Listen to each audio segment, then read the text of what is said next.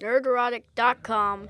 Greetings, you over 1 million hellions and the 40% who haven't subscribed yet. We're going to start this compilation with a couple of questions. Can something fall that has never risen? Can something die that was never alive? Well, those are the questions being applied to James Gunn's DCU, or as I like to call it, the Dead Cinematic Universe. And yes, along with a lot of others, I'm calling it now. The DCU is cooked, and we're only 2 movies in at time of recording. Supergirl is still currently crashing and burning at the box office and crawling to its VOD date. And I'm looking forward to the Access Media articles, which will essentially be regurgitated Warner Brothers press releases stating that Supergirl was the most rented VOD in the history of time, and it'll be #1 on HBO Max. Right. A film, I remind you, that is such an abysmal flop that it makes the Marvel's box office look good. And admittedly, while being a little petty, I'm enjoying the hell out of this. And not because other content creators like it, because I don't really care. I am enjoying it because it blows a hole in that bullshit narrative that Warner Brothers, the Access Media, and other content creators were pushing, that Superman's James Gunn was some kind of cultural phenomenon hit. The same Superman's James Gunn that didn't surpass the Man of Steel's box office without adjusting for inflation. Hail to my inflation bros. When James Gunn was initially announced as the co-CEO of DC Studios with Peter Safran, I was initially for it. I liked the Suicide Squad. I didn't like Peacemaker Season 1. And I liked Guardians of the Galaxy Volume 3. But you started to notice a pattern that he might just be a one-trick pony. Now, one of the biggest concerns for me was, can James Gunn direct and write a traditional superhero like Superman? And the answer for me anyway is a definitive no. The other question that a lot of people had is, can James Gunn be a co-CEO of a studio? Because it's a lot harder than being a director. And I think that's been definitively answered now. Absolutely not. The other question that came later on is, why is Superman's James Gunn being so gassed up by the media and Warner Brothers? And we got a definitive answer to that too. Warner Brothers was for sale. And props to David Zaslav, whose Warner Brothers was fabulously in debt, making it look like the hottest chick on the block. So as the Paramount Warner Brothers deal is close to closing, despite what the Film Actors Guild wants to do to stop it, I want to remind you that WB Motion Picture Chairs Pam Abdi and Michael DeLuca have been extended for years, while Peter Safran and James Gunn of DC Studios have only been extended to the spring of 2027, just before the release of the Superman sequel that doesn't have Superman in the title. Sure, it doesn't help that since the release of Joker, Warner Brothers and DC have only produced 2 successful movies. I wouldn't go so far as to call the Batman and especially Superman's James Gunn hits, because they both underperformed. And if you put that against now 7 flops, things aren't looking that good. And it's not much better on the TV side. Creature Commandos was a cartoon nobody watched, and James Gunn argued that he put Superman on VOD really early so everybody could run home, gather the kids, and watch a hard rated R show on HBO Max, Peacemaker Season 2, featuring superheroes having sex with his wife, a bisexual orgy, and a Nazi Nirvana. And the only successful show he didn't have anything to do with, the excellent Penguin, who will next be seen in a reduced role in a Batman sequel that will come out 6 years after its predecessor. Simply put, it's been a comical disaster, and maybe Hollywood should give up on the whole cinematic universe thing, because the first thing you need to do is get one movie right. And now with Warner Brothers' technically 3rd attempt to make their own MCU with DC, now it's just going to end up on the scrap heap with the Ghost Corps, the Whoniverse, and the Dark Universe. So welcome to, for the sake of argument, because it never really arose, the fall of the DCU.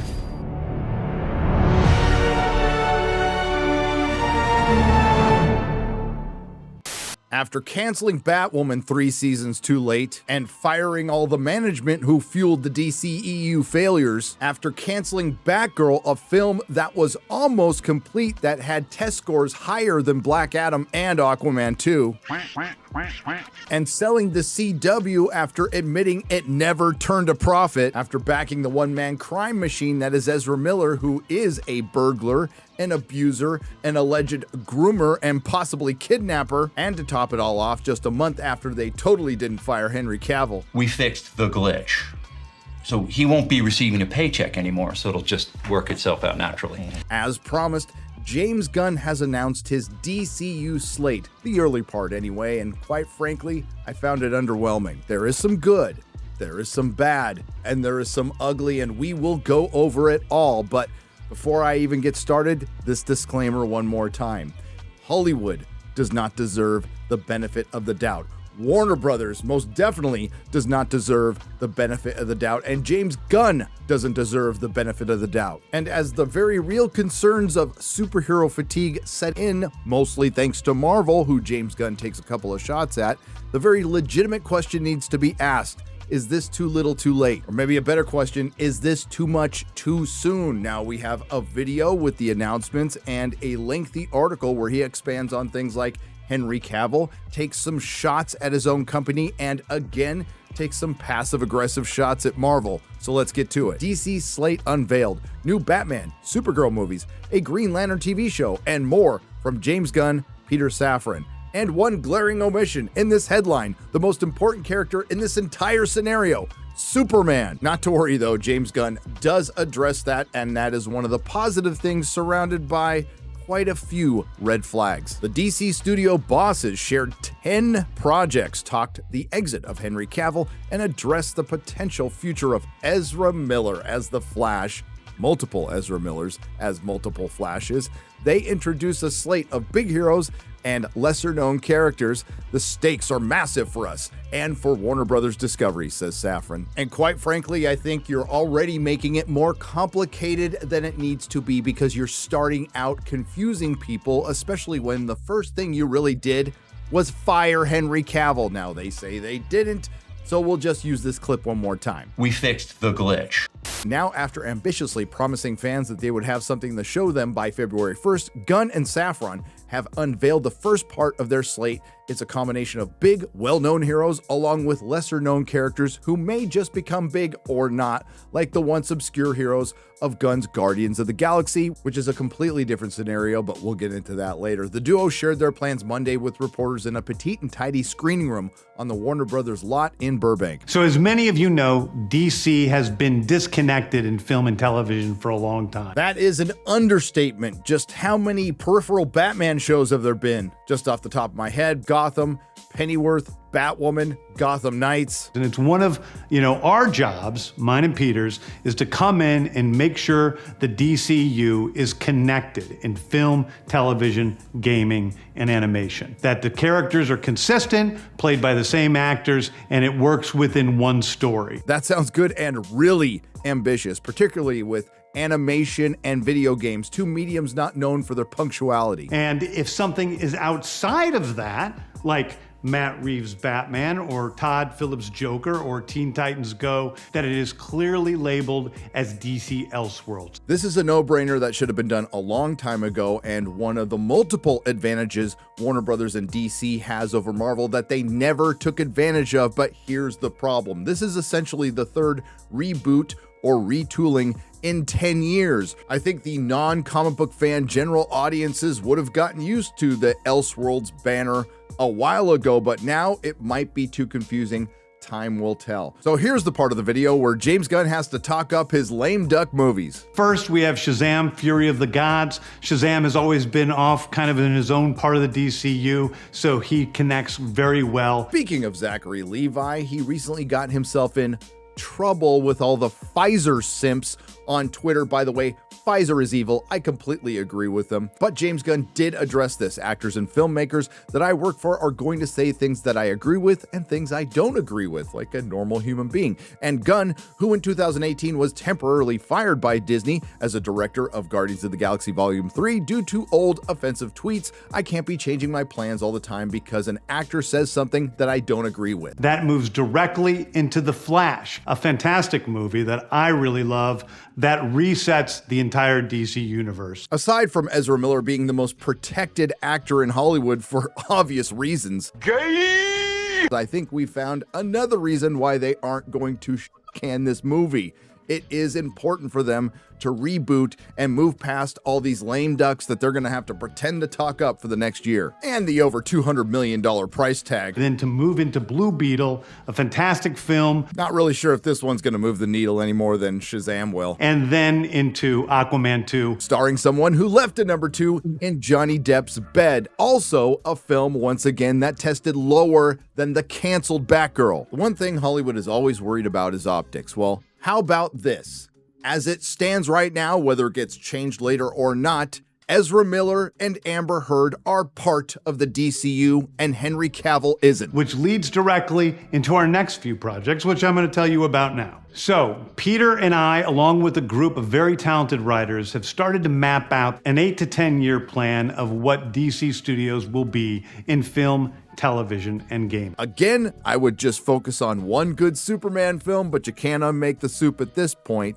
And yes, we will talk about this team of writers. This first chapter is called Gods and Monsters. Okay, that sounds good. Now this, what I'm about to tell you, is a part of the first chapter. It's not the entire first chapter. The first project is Creature Commandos. Creature Commandos is an animated series. I've written all the episodes.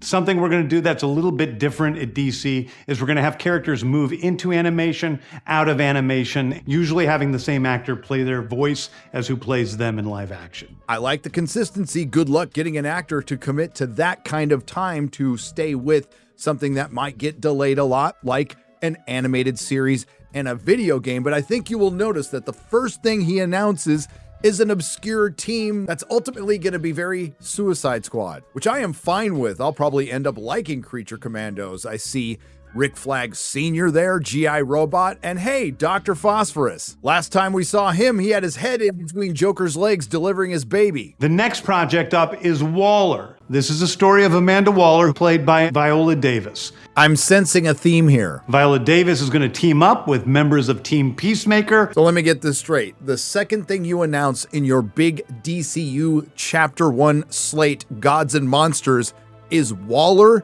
starring Viola Davis, another show directly connected to the Suicide Squad, starring your wife. Listen, I get it. Happy wife, happy life, but at least wait until after you announce Superman. You know, the movie you totally didn't fire Henry Cavill for, but wait, it actually gets worse. Despite the horrible name, I still probably would have been okay with this show because I like Viola Davis as Amanda Waller, except... And this is a story that's been created by Crystal Henry, who did Watchmen. Hold up. Wait a minute.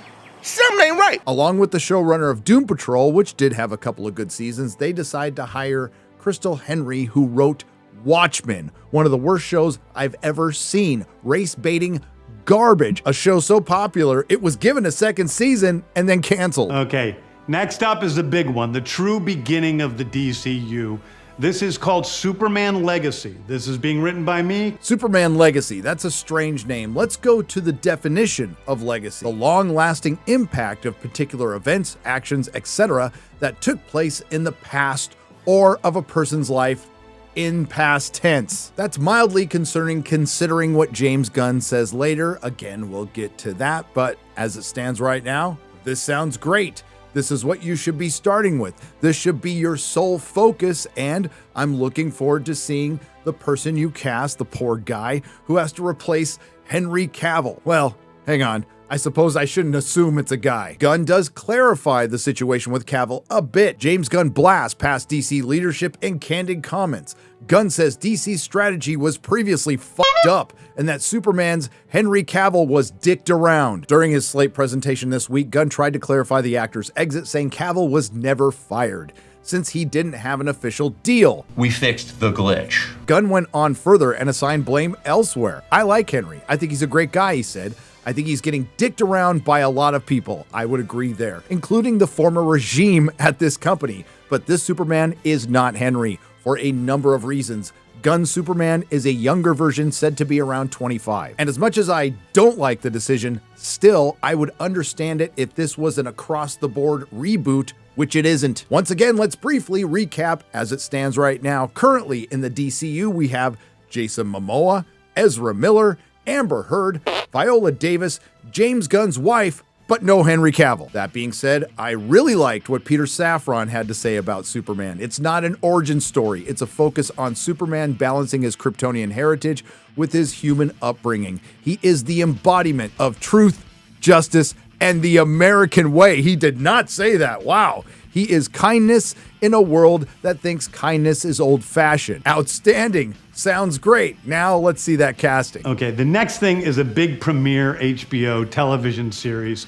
called Lanterns. This is a story of a couple of Green Lanterns, Jon Stewart and Hal Jordan, and we have a few other Lanterns peppered in there, but this is really a terrestrial-based TV show, which is almost like True Detective with a couple of Green Lanterns who are space cops watching over Precinct Earth. In it, they discover a terrifying mystery that ties into our larger story of the DC. This, for me, is part of the good. I'm completely down for this. True Detective Season 1 is some of the best television I've ever seen, so if you get anywhere near that, this will be brilliant. Time will tell. Next is a big movie called The Authority. The Authority is a passion project of mine. It's based on the marvelous Wildstorm characters we are now bringing into the DCU and will interact with all of our primary DCU characters. Put in the simplest terms, The Authority is a knockoff Justice League with a gay Superman and Batman, Apollo and Midnighter. It comes from Jim Lee's Wildstorm comics, which used to be attached to Image,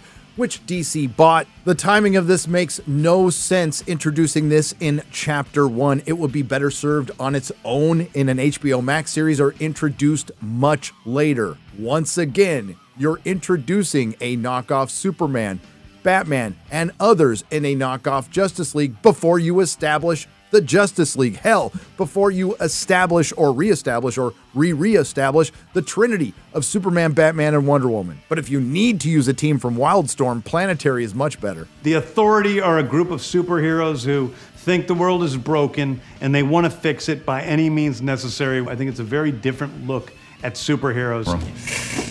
Ooh.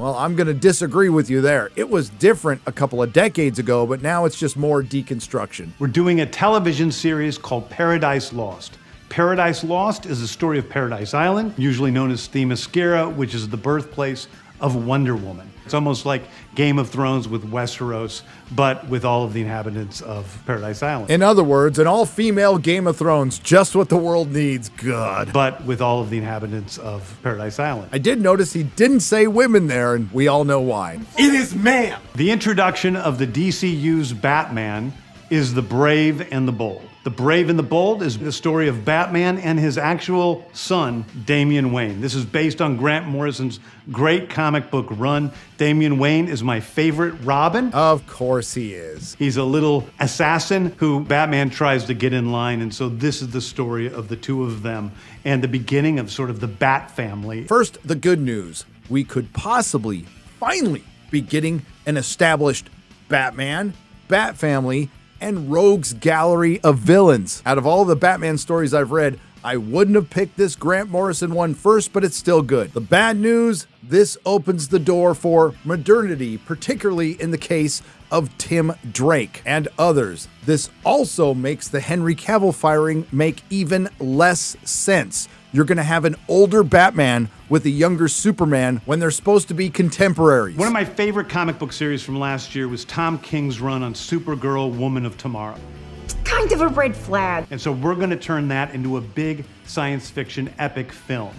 Now, Superman is a guy who was sent to Earth and raised by loving parents, whereas Supergirl in this story, she is a character who was raised on a chunk of Krypton. She watched everybody around her perish in some terrible way, so she's a much more jaded character. Not as jaded as the DC Comics fans, for good reason. This is the biggest red flag of them all. Tom King is everything wrong with modern comics. He ruined Batman amongst many other things. He's also a big fan of cancel culture. He was also the writer of the canceled New Gods from Ava DuVernay, one of the smartest things Warner Brothers, America's dumbest company, has ever done. My personal favorite Tom King moment when he blocked me on Twitter. But he is only part of a cast of assembled writers who are currently working on the DCEU. We start with Drew Goddard. This is good. He conceived Daredevil for Netflix, the best thing Marvel has ever done, but it goes way downhill from there. We have Christina Hodson, who wrote Birds of Prey, Jeremy Slater, who wrote Fan Forstic and Moon Knight, and Crystal Henry, who wrote for Watchmen. Gunn also announced Booster Gold, which could be interesting, especially if they eventually introduce Ted Kord as the Blue Beetle, and Swamp Thing, despite already having films and TV shows, one that was recently canceled. This is the other advantage they have on Disney Marvel. It could be a hard R horror story in the DCU. That would be interesting. The other thing I wanted to talk about was the shot he takes at Marvel. Now, Deadline interprets this as a shot at DC, but I think he really takes a swing at them both. People have become beholden to dates, to holding dates, to getting movies made no matter what. At the end of the day, I'm a writer at heart, and we're not going to be making movies before the screenplay is finished. What a concept. And if that means our plan has to shift a little bit, it's going to happen. We know it's going to happen. We're not going to be making movies and putting hundreds of millions of dollars in a film where a screenplay is only 2/3 of the way done and we have to finish it while we're making the movie. I've seen it happen again and again, and it's a mess. I think it's the primary reason for the deterioration in the quality of films today versus 30 years ago. Shots fired. Now, this is only speculation, but I'm starting to think that James Gunn went back to Marvel only out of loyalty to the cast and crew of Guardians, and their split wasn't that amicable. And as far as that title, Superman Legacy, and introducing a Bat family, which could be a good thing, but I also have a concern with this quote. One of our strategies is to take our diamond characters, which is Batman, Superman, Wonder Woman, and we use them to prop up other characters that people don't know. Sounds good in theory, but considering what we've seen from Disney Marvel over the last 5 or 6 years, I have to ask, will this be introducing new characters with Superman and Batman, or a bait and switch? As James Gunn and everyone knows, this isn't adapting the Guardians of the Galaxy, which he did very well from a comic book that came out in the mid-aughts. To state the obvious, this is a giant cinematic universe, which quite frankly, only Marvel has been able to pull off to the level that DC wants. It would be difficult to talk about the troubles with the DCU without addressing the 6 flops that came prior to Superman's James Gunn. But most of them aren't even interesting enough to discuss, particularly Black Adam, where the only interesting thing was Pierce Brosnan's Dr. Fate and the appearance of Henry Cavill right before James Gunn totally didn't fire him. Or Shazam! Fury of the Gods featuring Rachel Zegler and Zachary Levi fighting a couple of old women. Or Aquaman 2, a film that I did watch and can't remember a single second of. And I don't really want to talk about Blue Beetle, but there is one that should have been a sign for things to come when James Gunn called it his favorite superhero movie, and that will be Flash, starring 2 Ezra Millers and Michael Keaton as Batman.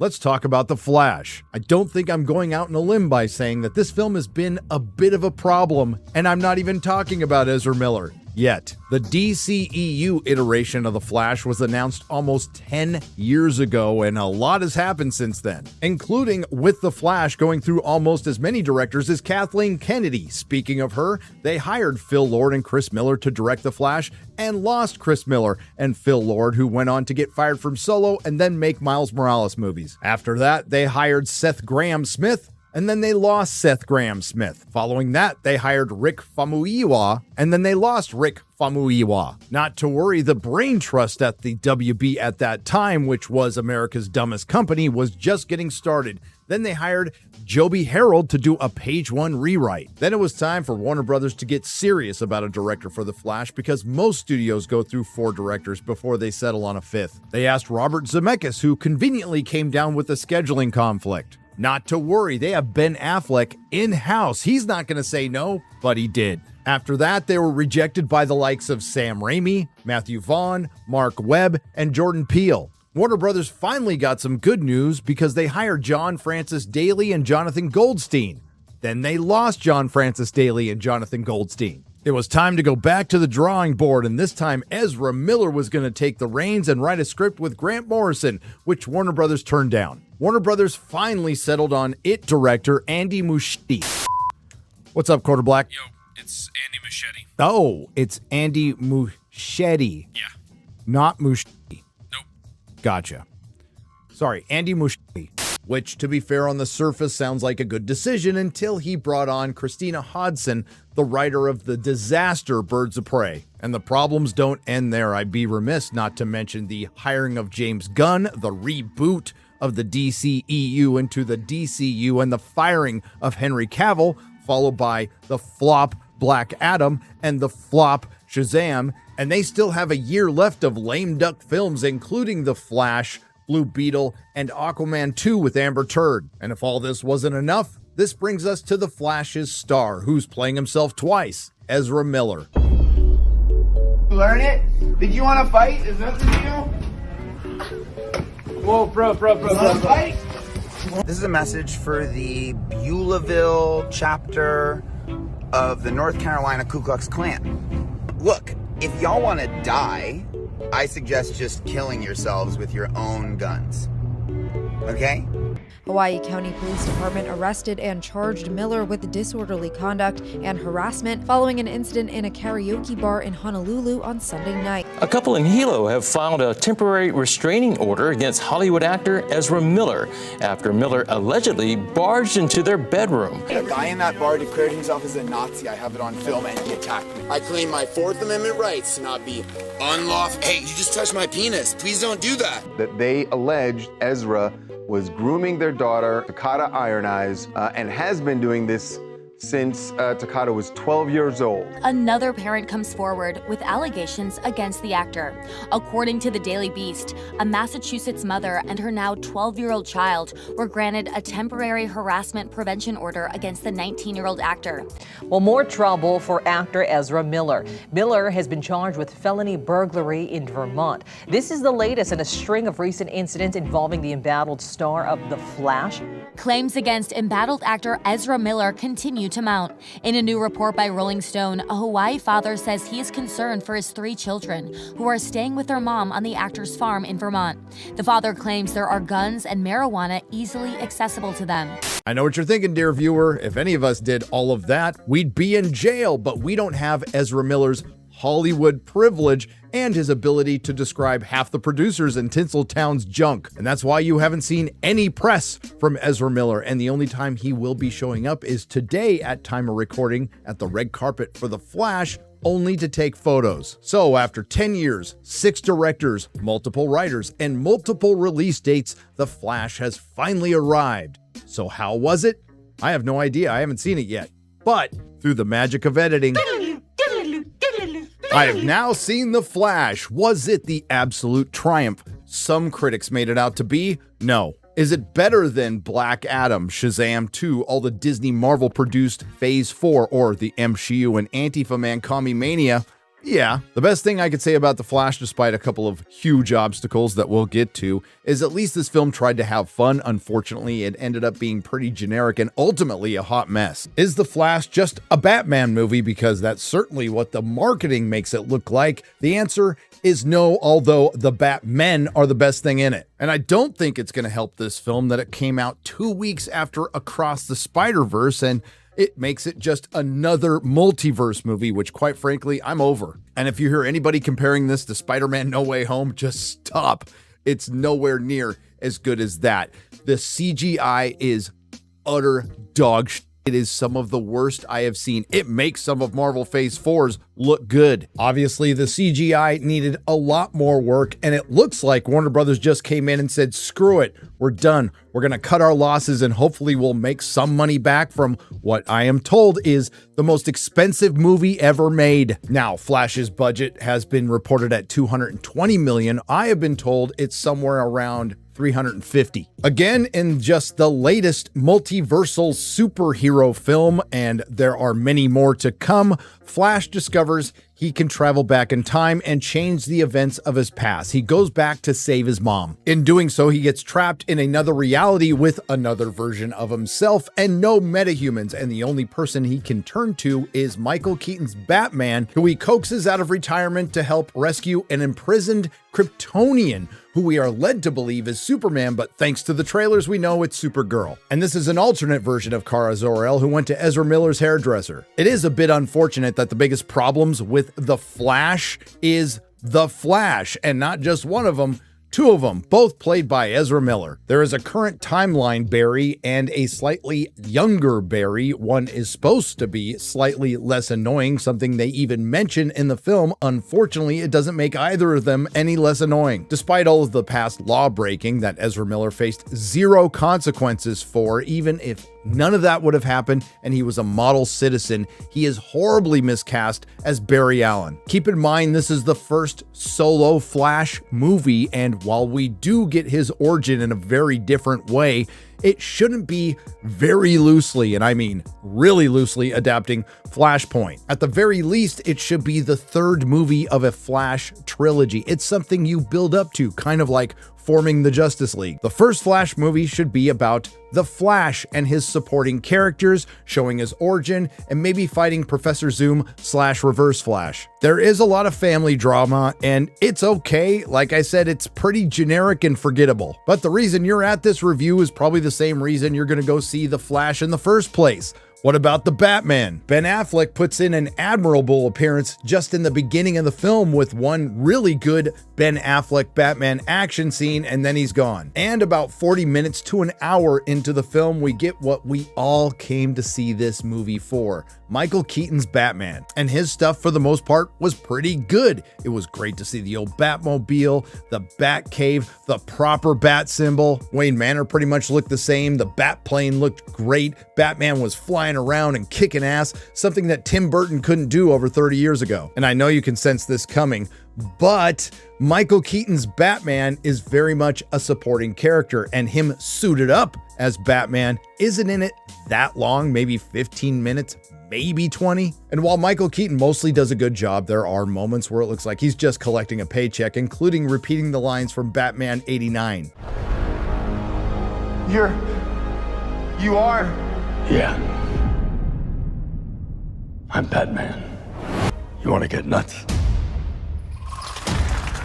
Let's get nuts. The last line, when you see it in full context, is absolutely cringe. And if any of you out there have seen the now prophetic Birdman, it makes Michael Keaton's appearance in The Flash especially strange. Still, he was the best thing in it, but it wasn't enough to make it a good movie. On the contrary, I would argue that The Flash is the very definition of nostalgia bait. But you know what would have greatly improved The Flash, leading to a lot more money at the box office?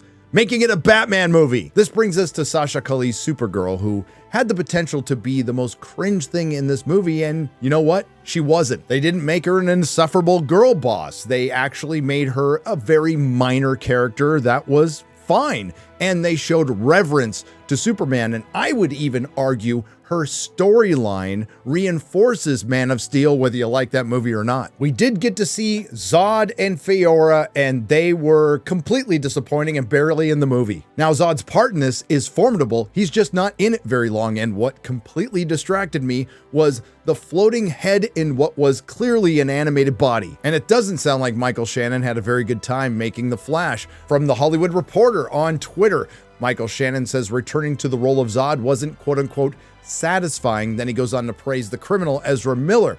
The actor explained that he feels multiverse movies make it seem like somebody playing with action figures. And he's not wrong. Again, the CGI is indescribably bad. What you've seen in the trailer is what you get in the movie, except it looks a lot worse in IMAX. The scenes where Barry is in the multiverse looks like he's sitting in the middle of a sports arena that turns into a blender of CGI gobbledygook. And I would argue that the worst thing, aside from 2 Ezra Millers in The Flash, are the cameos, which I believe were completely oversold. Yes, you already know about a lot of them unless you've been living under a rock, but most of them are blink and you'll miss it. But the vast majority of them are CGI animated. Think Leia and Tarkin from Rogue One, but 1,000 times worse. They really tried to marvel up this DC film. While there is a bit of a tragic ending, it gets undercut by really bad attempts at MCU humor, including the worst post-credit scene of any superhero film. And after watching The Flash, I have no doubt they'll be completely rebooting the DCU, except for one character. I mean, the first DCU character for sure is Blue Beetle, and the first full DCU movie is Superman. What? Now we're going to go into our very brief Spoiler section, it's only going to be a couple of minutes, but if you have no intention of seeing this film, I'm going to tell you what you're not going to miss. You have been warned. Now, in the opening scenes, we have some members of the Justice League, including Batman, Wonder Woman, and Jeremy Irons' Alfred. And the Flash mentions he feels like the Justice League's janitor when he's sent by Alfred to go save some people in a hospital, including some babies. Now, I might have mentioned that the CGI is god-awful, and I'm doing that a lot because it is. A couple of these youngins look like the Ally McBeal dancing baby. Then there's the cameos: George Reeves' Superman, Adam West's Batman, Christopher Reeve's Superman, Helen Slater's Supergirl, the Jay Garrick Flash from the Flash TV show, but no Grant Gustin, the last appearance of what appears to be a rubber Henry Cavill, and yes, Nicolas Cage's Superman fighting a giant spider. And while that scene did look cool, all of the cameos, again, were CG, and it was just people looking at stuff. Hell, a couple of the cameos were essentially stills. And you know what? I might have been a little hard on Rogue One. I think the Flash's CG is a little closer to the Scorpion King. And if you think 2 Ezra Millers is bad, how about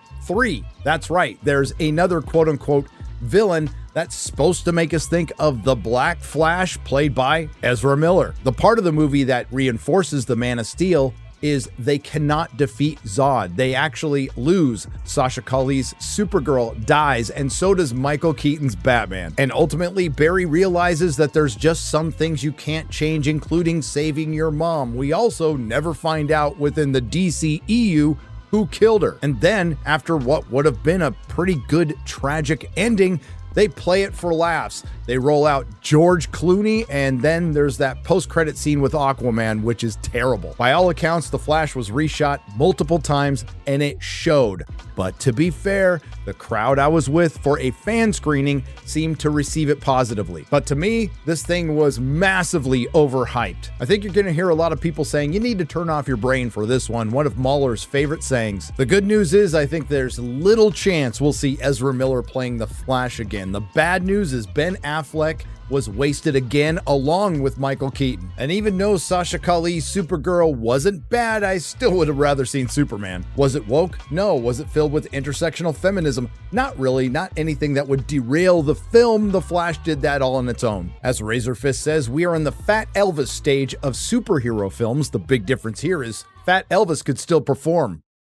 Now, the other flop we have to discuss that has nothing to do with the DCEU, the DCEU2, or the DCU is the follow-up to the surprise and massive success, The Joker from 2019. One of the most unnecessary sequels of all time, and it turned out to be one of the most unnecessary sequels of all time that actually did damage to its predecessor, while also being one of the worst films I've seen in the last decade, and I've seen a lot of bad films. But James Gunn, Peter Safran, and Warner Brothers seem to be unaware that releasing all of these flops, even if they're not connected to your universe, does overall brand damage, and this was insurmountable.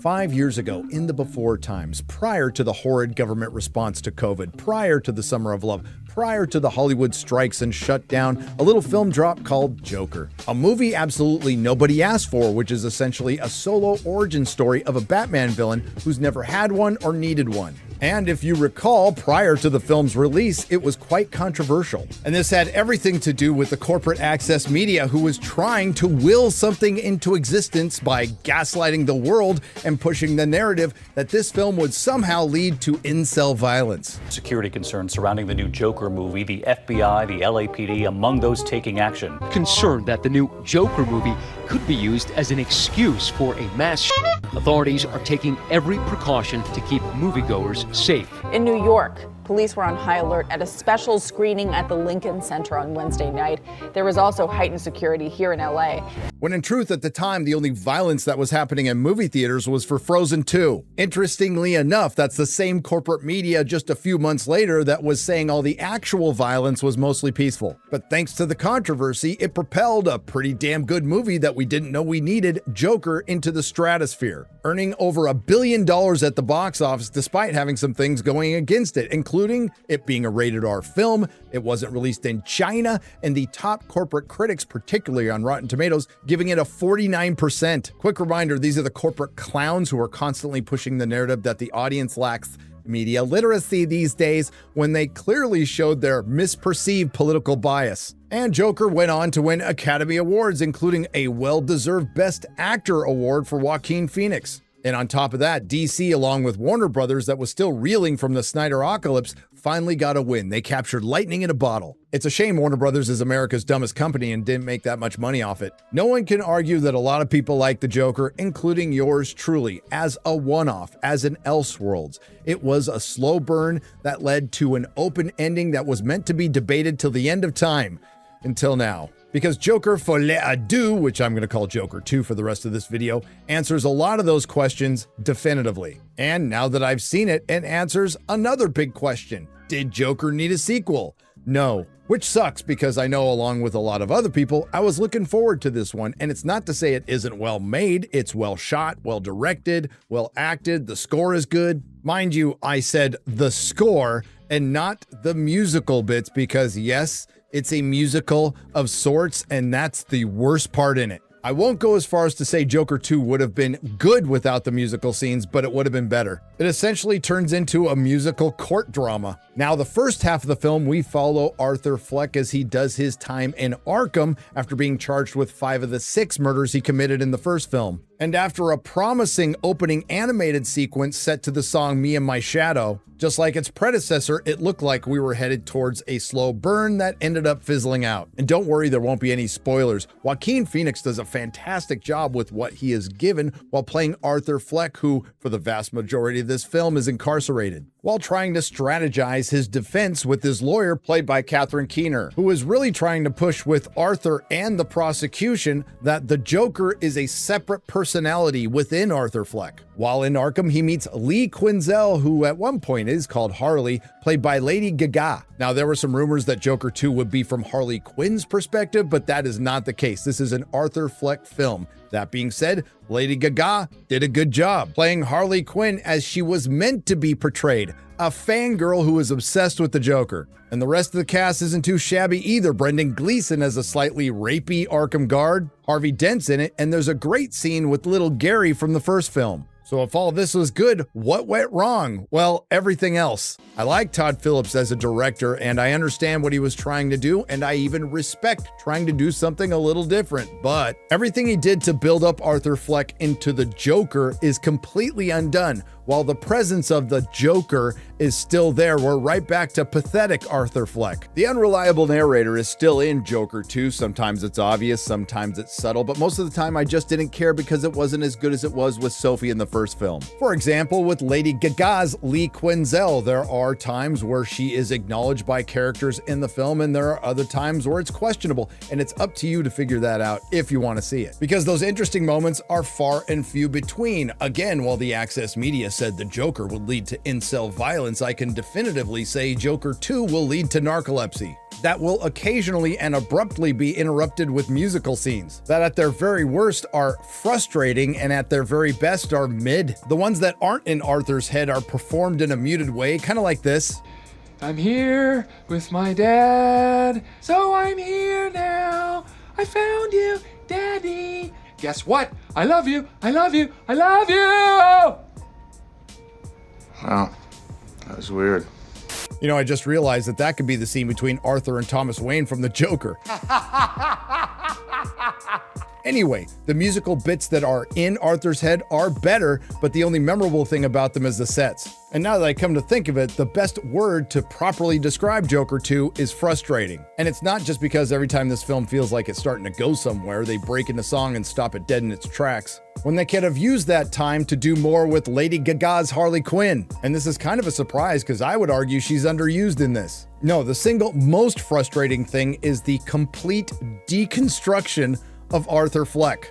because essentially it's just Arthur facing the consequences of his actions playing the Joker. It's character assassination through character reversion. Arthur Fleck is right back where he was at the beginning of the first movie. And I understand that's the entire point of the film, and I also understand it didn't work for me at all. This brings us to the predictable ending that they gave away pretty early on, something Todd Phillips himself knew would divide fans. And I think he's right. People will be talking about this one. Unfortunately for Warner Brothers, not as many as they'd like, because it looks like Joker 2's early ticket sales are right on par with Indiana Jones and the Dial of Dysentery and The Flash. Oof. And considering the budget for Joker 2 was exactly $145 million more than its predecessor, things aren't looking good. And if Warner Brothers is holding out for word of mouth, well, the sold-out fan IMAX screening I was in yesterday was dead silent when the movie ended. Joker 2 comes off as if it's apologetic for its predecessor. It's almost a troll. And for all I know, it is. Now,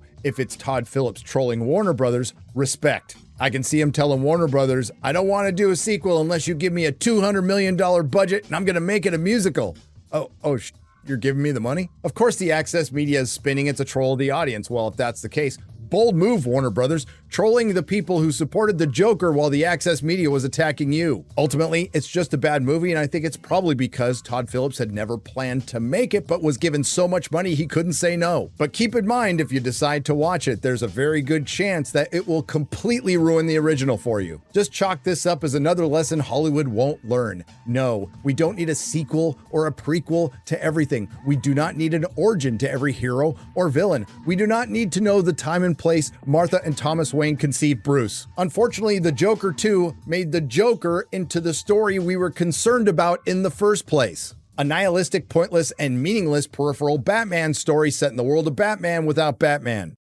The flops are out of the way for now, and it's time for James Gunn to take the reins of the James Gunn as he James Guns his James Gunn. And we have Superman's James Gunn.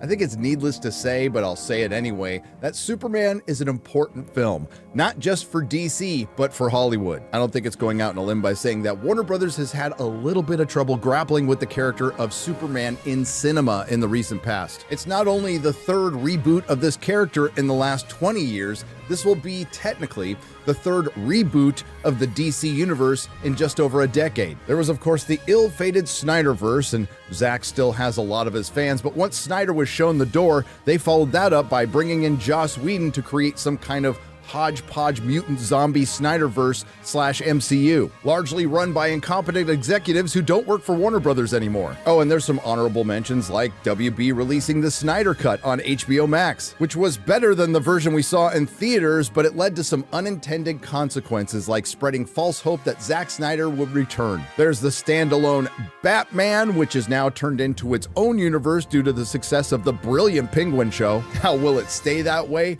I don't know, you don't know, and DC doesn't know. Then, of course, there was The Rock luring back Henry Cavill, and hopes were again reignited, and then immediately shot down when WB announced that James Gunn would be running DC, and his first act was to fire Henry Cavill. Despite some very upset Snyder fans, a lot of people were excited that James Gunn was taking over the DCU, and they couldn't wait to see what was next. Unfortunately, Warner Brothers still had 6 films to release, and they all flopped, which makes the canceled Batgirl the second most profitable DC film of the last 2 years next to Batman. And despite a couple of examples, their buddies down the street in Burbank, Disney Marvel haven't done the superhero film any favors of late.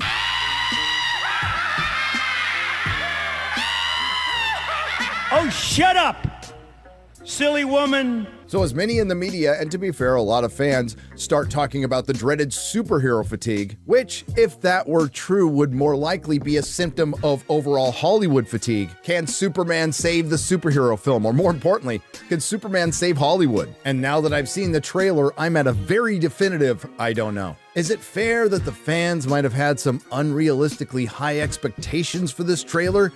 Yes. Is it fair to DC and James Gunn that the fans' unrealistically high expectations were not met with this trailer, leading to some fans being concerned?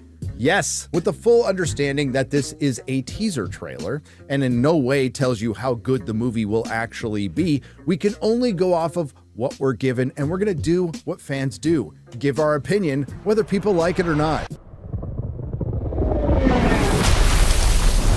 The trailer opens up with a beaten and bloody Superman being saved by Crypto. No, not that kind of Crypto. Crypto, the superdog. Crypto. Home. Take me home.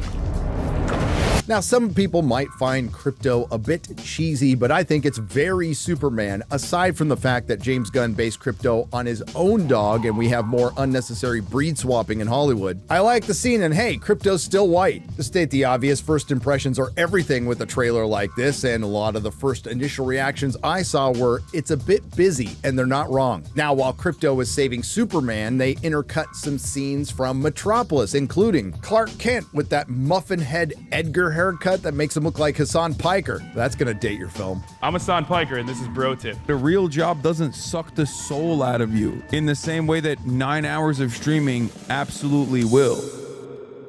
We get a quick shot of Pruitt Taylor Vince as Pa Kent. This guy is usually cast as some sort of psychopath, but if they were looking for an actor who looks most likely to die of a heart attack, that's your guy. Oh, that's mean. Oh. But there is some good. I like Crypto. The Daily Planet looks like the Daily Planet. Lois Lane, played by Rachel Brosnahan, looks like Lois Lane, and holy shit, Jimmy Olsen's white. But Perry White is not. My absolute favorite shot of the trailer is this. And I completely agree with our good friend and prolific comic writer, Mark Millar. Yes, I recently found out it's Miller, but I'm too old to change my ways. When he clearly states the difference between Superman and Batman. Coolest shot in the trailer. Batman fights dudes, Superman rescues people. And I think if there was more of the saving people in this trailer, it might have had more emotional impact. Instead, we get a bunch of quick cuts that try to introduce more characters, which is a concern, and try to give us a feel of the trailer, which I don't necessarily think we get. There's a kid raising a flag to Superman, which I liked. There's a group of angry people and one guy throwing something at Superman. Now, in the world of Superman, it certainly makes sense that there would be large groups of people who don't like him at first. My only concern is, within this movie, what type of people don't like Superman? It certainly works within the comics. There would be large groups of people who are very suspicious of this superpowered individual. But is James Gunn, Peter Safran, Warner Brothers, and Hollywood overall going to be able to resist the urge to make them a stand-in for example, MAGA? I don't think James Gunn is that stupid, but time will tell. Then there's all the other characters. One we expect, Nicholas Hoult as Lex Luthor, and he looks pretty good. There's Hawk Girl, minus some points for that terrible costume, but add some more for fighting a monster. Mr. Terrific looks good. There's Metamorpho, and what I suspect the most people will be talking about besides Crypto is Guy Gardner, played by Nathan Fillion, and his haircut.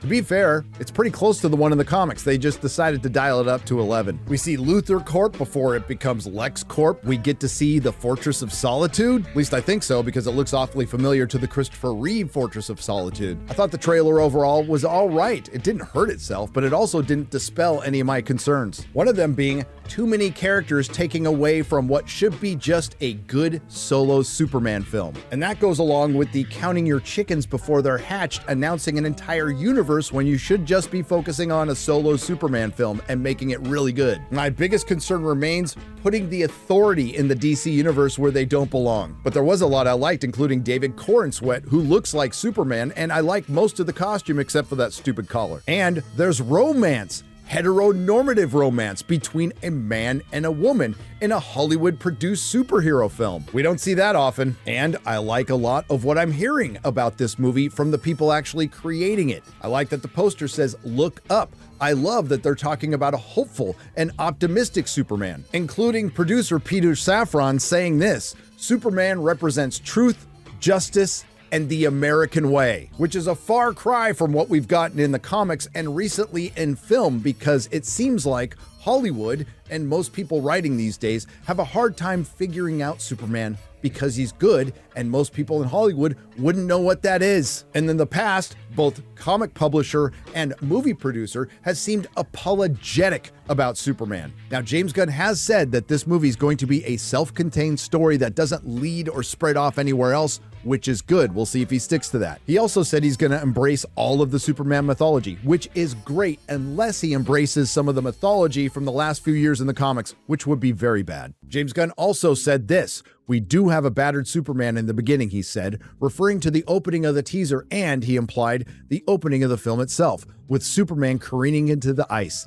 That is our country. I believe in the goodness of human beings, and I believe that most people in this country, despite their ideological beliefs, their politics, are doing their best to get by and be good people. That sounds great, but he does continue. Despite what it may seem like to the other side, no matter what that other side might be, this movie is about that. It's about the basic kindness of human beings, and that it can be seen as uncool and under siege by some of the darker voices or some of the louder voices. Now, what does James Gunn mean about some of the darker voices or louder voices? Your guess is as good as mine. That statement has led some to speculate on X-Twitter that those louder and darker voices might be a stand-in for a certain group of people in this country that just so happens to represent more than half of it that Hollywood hasn't had a very good relationship with lately. I'm not going to go that far because, again, I don't think James Gunn's that stupid, but you have every right to your speculation because Hollywood does not deserve the benefit of the doubt. But I would be remiss if I didn't point out what James Gunn said later in the Variety article. "I'm excited for people to get to see the essence of what we're doing because it's really been like this private secret we've all been hoarding," he said.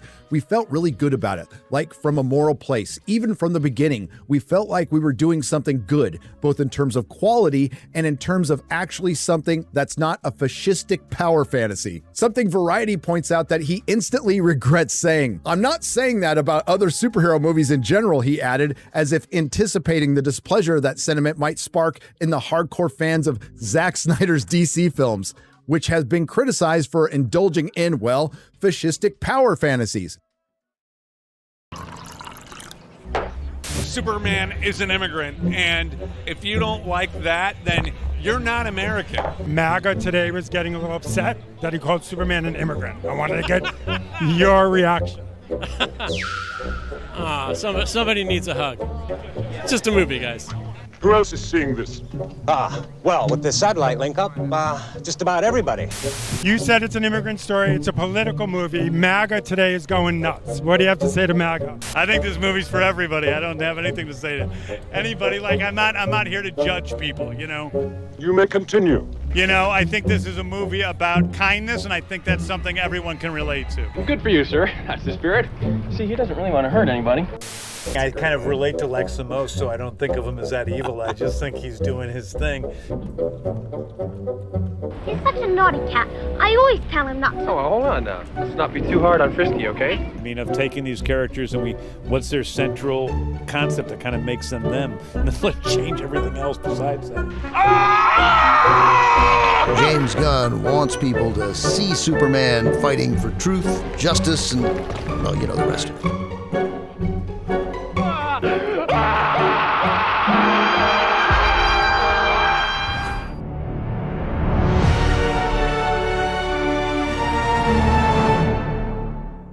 Friends, it's been a wild and crazy summer so far. We've had everything from Dollar Store Civil War, followed by Temu World War III, Diddy is free, a mysterious client list is missing, Ukraine, Israel, Palestine, and none of the online discourse surrounding these topics holds a candle to Superman. And you can almost understand, considering all of the hubris, ignorance, incompetence, and unforced errors that have led to the third reboot of the Man of Steel in 20 years from America's dumbest company, Warner Brothers. After David Zaslav mercilessly and justifiably cleansed himself of all the executives responsible for the Snyder fiasco, he brought in the very humble James Gunn, who admittedly inherited the total dumpster fire that was the DCEU. Now, it certainly didn't help that James Gunn's first public act as head of DC was to fire Henry Cavill, right after The Rock talked Henry into being in Black Adam, a decision the Warner executives and James Gunn were certainly aware of. The fans were not happy, but I think at least they could understand if James Gunn wanted to start with a clean slate, which turned out not to be the case. James Gunn and company announced announced they were not only doing a Superman movie, they were creating an all-new DC universe, announcing multiple projects, some of which have already been canceled. And it turns out they would feature some holdovers like John Cena as Peacemaker, Viola Davis as Amanda Waller, a recast Nathan Fillion, a recast Sean Gunn, a recast Jason Momoa as Lobo, which is great. And of course, we can't forget James Gunn's wife. And if that wasn't bad enough, there was the movies they had already released and the movies they had yet to release. After their last hits Aquaman and Shazam to a lesser extent, they released Birds of Prey, which flopped. Wonder Woman 84 flopped.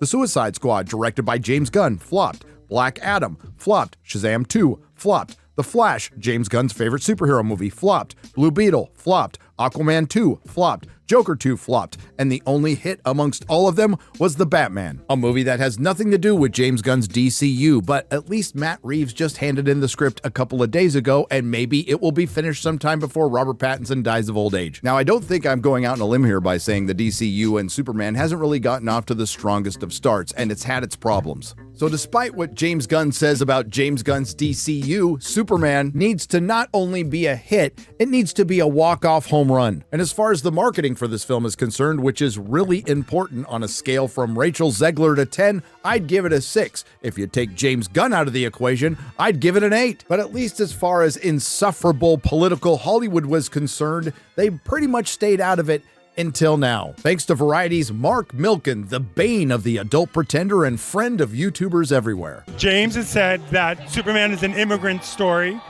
that it is political. MAGA today was getting a little upset that he called Superman an immigrant. I wanted to get your reaction. Somebody needs a hug. It's just a movie, guys. It's just a movie. It is exactly what the movie is about. I think that, like, we support our people, you know, we love our immigrants. Yes, Superman is an immigrant, and yes, the people that we support in this country are immigrants, and if you don't like that, then you're not American. That was certainly the last thing James Gunn and the Warner Brothers executives needed, but not to worry. The Warner Brothers handpicked social media influencers who were offered a free screening and free drinks are here to the rescue with a diverse set of unique and authentic reactions. Hashtag Superman is a triumph for the new DC universe. It's a comic book movie brought to beautiful live-action life, brimming with hope and fulfillment. It actually elicited tears of joy from me. Hashtag Superman is a triumph for the new DC universe. It's a comic book movie brought to beautiful live-action life. Hashtag Superman is the perfect comic book movie. It felt like I was at my local comic shop reading a Superman book as the characters leapt off the pages. And movie Scoops. It's a comic book brought to beautiful live-action life, brimming with hope and fulfillment. It actually elicited tears of joy from me.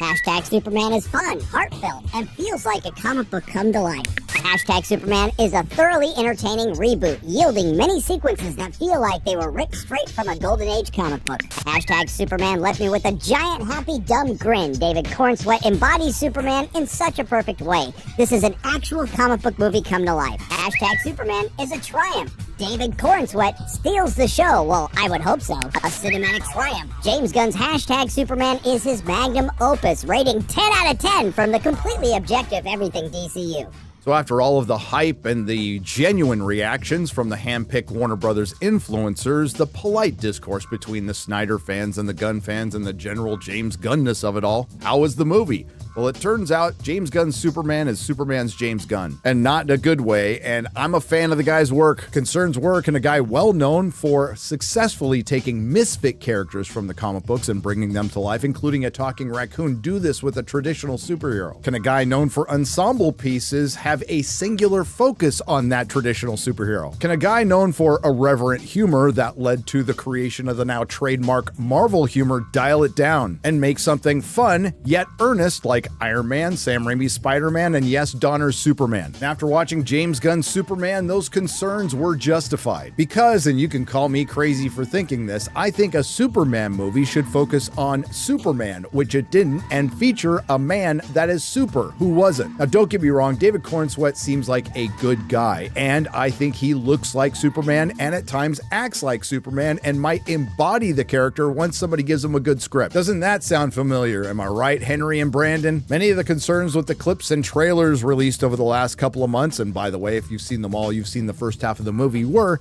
Superman gets his ass kicked too much, but maybe they required a little more context, and after seeing it with context, Superman gets his ass kicked too much. But that's not the only problem, and you're going to hear this from a lot of people, including the ones who like it. Tonally, it's an absolute mess. Superman's James Gunn is a direct response and a polar opposite of the Snyderverse. The problem is, it's a complete overcorrection and it doesn't really know what it wants to be. But the good news is, it's not the worst superhero film this year, and it might end up being the best, which admittedly isn't saying very much. The better news is, it isn't woke. Unfortunately, that isn't enough. But the criticisms or praise of this film will be based solely on the work, which was a lot like what we did when we argued in the comic shop, and I appreciate that. I've heard everybody's pal Tyrone Magnus compare it to Thor: Love and Thunder, which I don't think is an inaccurate description, but I think a better one would be tonally. It's a lot closer to Black Adam and all the previous DCEU films. And man, I really wanted to like this movie because I love the idea of moving away from the deconstructed superhero and nihilism and postmodernism and building back up the hero and the bright colors and leaning into the Silver and Bronze Age comics of it all. I'm for all of that and doing something that Marvel has completely moved away from, embracing the spirit of your source material. But you still have to tell a good story, something those Bronze and Silver Age comics, which get a bad rap, did better than most of modern Hollywood. And it's something we really didn't get with Superman's James Gunn. It was more like a series of things that happened. And this makes me think of a great video out there from Trey Parker and Matt Stone explaining the basics of storytelling. We can take these beats, which are basically the beats of your outline, and if the words "and then" belong between those beats, you're what should happen between every beat that you've written down is either the word therefore or but. Okay, this happens, right? And then this happens. No. It should be this happens, and therefore this happens. But this happens, therefore this happens. No. I don't know what any of it means. Like, I have no clue what it means. I have no clue what any of that stuff ever meant. That's right. James Gunn has decided to take that advice and do the opposite. As a matter of fact, I'll just break down the plot as it goes in the movie. After an event that happens off screen where Superman stops an invasion from totally not Russia into totally not brown Ukraine or totally not Israel into totally not Palestine, I didn't see it that way. But if some people see Israel portrayed this way, well, maybe some people working on this film are forgetting who signs their checks and who their agents are. And then Krypto saves Superman so the Superman robots can save Superman. And then Superman goes back to Metropolis to get his ass beat by the Hammer of Baravia. And then Lex Luthor, who despises Superman for making humans like him feel insignificant, invades the Fortress of Solitude and steals a message from Jor-El, Lara, and Krypto. And then Lex Luthor and the Engineer decrypt the message from Jor-El and Lara and find out that Superman was sent there to conquer and have many wives to spread the seed of Krypton. Nice. And then Superman and the Justice Gang, featuring Guy Gardner, Green Lantern, Mr. Terrific, and Hawkgirl, fight a kaiju. And then after Superman saves a bunch of people from being crushed by the kaiju Mr. Terrific killed, they all turn on him instantly when they find out he was actually sent there to conquer and get himself a harem. Nice. And then Lex convinces the government and General Flag to arrest Superman, who turns himself in. And then Superman gets himself locked up in a pocket dimension with Lex's exes, Metamorpho and his kid, some of Lex's enemies, and a bunch of monkey bots trying to get #super trending. And then Lois Lane and Mr. Terrific save Superman, who saves Metamorpho and his kid. And then Jimmy Olsen is given all the information to exonerate Superman from Miss Tessmacher, who incidentally wants to bang him after she gets mad at Lex for throwing a pencil at her. And then Lex opens up a giant rift that will destroy Metropolis. No, and then? And then the entire city of Metropolis is evacuated in just about 5 minutes before the mass destruction. And then Superman fights Ultraman, who we find out is a clone of Superman. And then he kills him.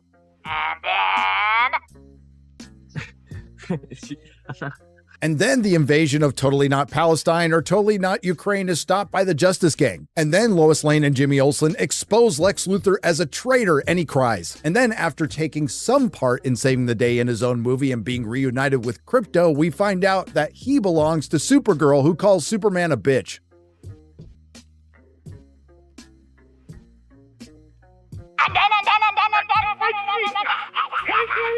Now, I might have left out an and then here or there, but you get the picture. And if you think there's any more depth to the storytelling than what I just read off to you, there isn't. Now, if it seems like I'm being a little hard on this film, I am, because I expect more from a Superman movie from James Gunn. It's not the worst I've seen this year. That still belongs to Emilia Perez. And quite frankly, these are the most difficult movies to review. It's much easier to review something that's really good or really bad, but this one is spectacularly mid and overwhelmingly whelming. Now, there were concerns that Superman featured too many characters, and it featured too many characters, but I'll give it to James Gunn for consistency because they had the same complexity and depth as the plot. I thought Nathan Fillion's Guy Gardner was pretty good, along with Anthony Carrigan's Metamorpho, and I thought Mr. Terrific was really good. No, I'm not going to say terrific. I'd like to see more of the Justice Gang in a different movie, and I'm not the only one to point this out, but tonally, they come off just like the Justice Society and Black Adam. Again, proving why mid-movies are the hardest to review of the rest of the additional cast. The best I could say is they're fine, I guess. The only characters I didn't like were Hot Girl and the Engineer, obviously, because they're women.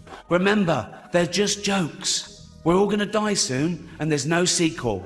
And hey, Jimmy Olsen is white again, and his unassuming Babe Magnet character was kind of funny. And Ma and Pa Kent were barely in it, and yes, they were portrayed as a stereotypical country bumpkin couple, but there was one funny scene that played out just like a phone call with my mom, who has never seen a second of my YouTube and thinks I'm on a radio show. But the most significant and only moment between Clark and Jonathan you've already seen online. Oh yeah, Crypto. A lot of people are gonna like him. I think they played the joke a little too long, but I didn't mind it. But the one thing I'm completely tired of is these breed swaps. He's supposed to be a lab. And when it comes to Lex Luthor, Nicholas Hoult is a great actor, and he has some great moments, including one of the best scenes in the movie when he just shoots a guy in the head. And it was at that point I thought they were gonna elevate and take the character somewhere, but this can be said about the entire movie and everyone in it. It just reverts back to its total weirdness. Lots of wasted potential in this, including Rachel Brosnahan's Lois Lane, who's really good and arguably the most developed character in this movie, but she only has 2 real scenes with Clark. The now infamous interview scene, which now that I've seen it with some context is a little better, and the best moment together between Lois and Clark is undercut by James Gunn humor with a battle going on in the background with the Justice Gang. And this brings us to David Corenswet, who, along with most of the cast in this film,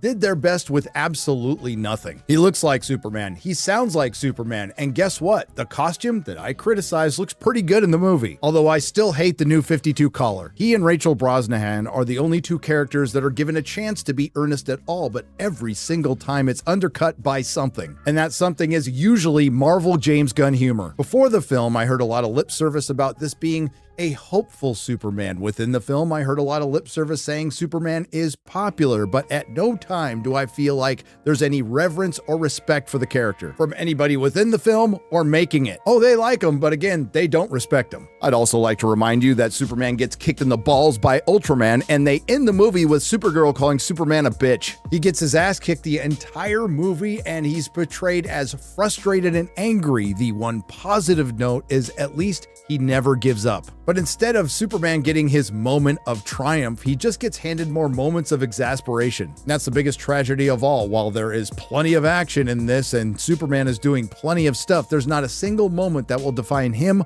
or this movie. And that inherently is the biggest problem with the film, which is the biggest problem with the filmmakers. Superman, including the very honest and humble James Gunn, who said right before our fan screening that he's always wanted to make a Superman movie, despite the fact that he turned one down in 2018 because he couldn't crack the character, and he was only able to do so a couple of years ago because of the dog Krypto, who, along with Mr. Terrific, arguably had better hero moments than Superman in his own movie. While James Gunn's Superman has its moments and overall a pretty good cast, and while I really appreciate that they tried to embrace the Silver and Bronze Age DC comics, and I highly encourage them to continue doing so, next time try to find somebody more suited for the assignment than James Gunn. And what specific evidence do I have for James Gunn not being right for the assignment?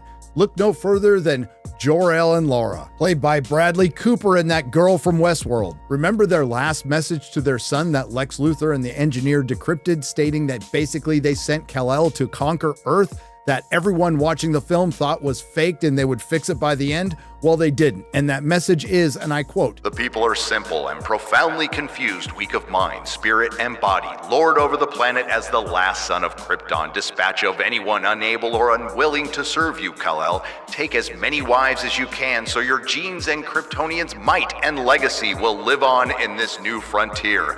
Do us proud, our beloved son. Rule without mercy."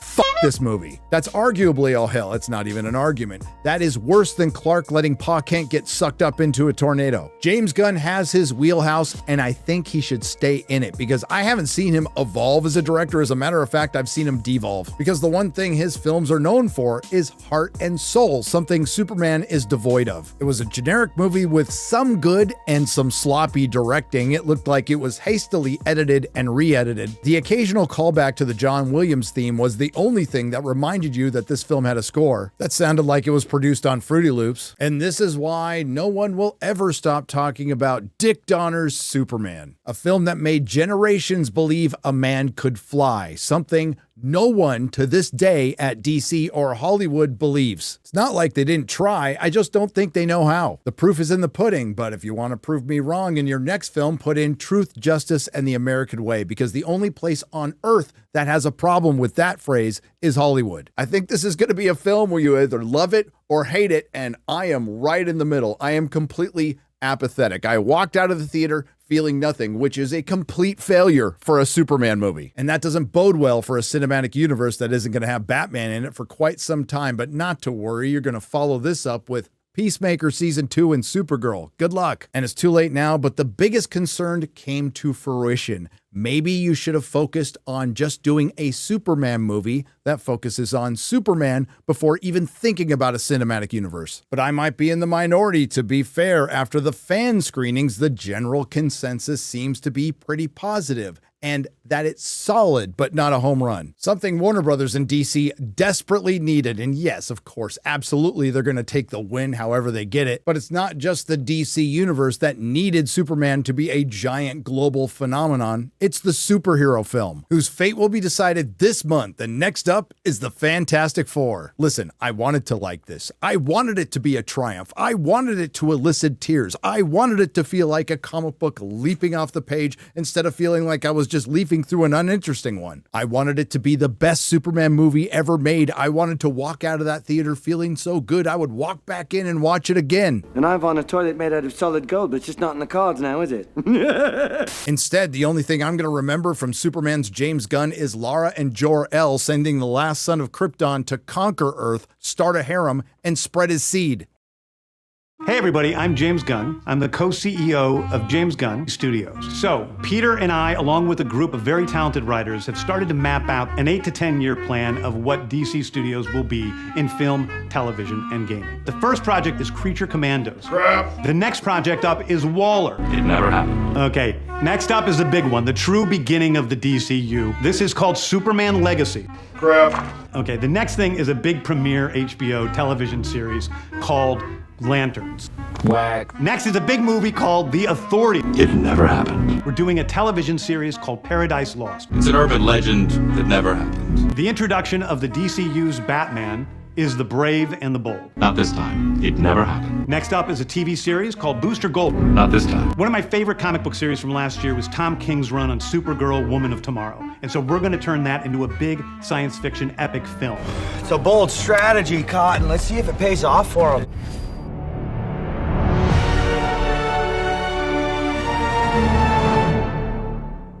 Greetings, you over 1 million hellions and the 40% who haven't subscribed yet. As we approach what looks to be a grim opening box office weekend for Supergirl, I don't think I'm going out on a limb here by saying that the James Gunn DCU has not gotten off to the best of starts. Let's recap, shall we? James Gunn's first public act as the co-CEO of the newly founded DC Studios was to tell Henry Cavill he's not playing Superman anymore. And it was all downhill from there. What didn't help is after he took over, he had to sit through 6 flops in a row, which were Black Adam, Shazam! Fury of the Gods, The Flash, James Gunn's favorite superhero film, a fantastic movie that I really love, Blue Beetle, Aquaman and the Lost Kingdom, and Joker 2. But after that, it was finally in James Gunn's hands, and he decided to launch the DCU with an animated series that nobody watched, Creature Commandos, and gun with one end to my head, I would say it's the best of the worst. But we already have a problem because that's not where the DCU starts. Where does it start and what is canon? Well, I have no idea, and neither does James Gunn. A lot of people are wondering what's canon in the new DC. As far as I can tell, it's the Suicide Squad and Peacemaker.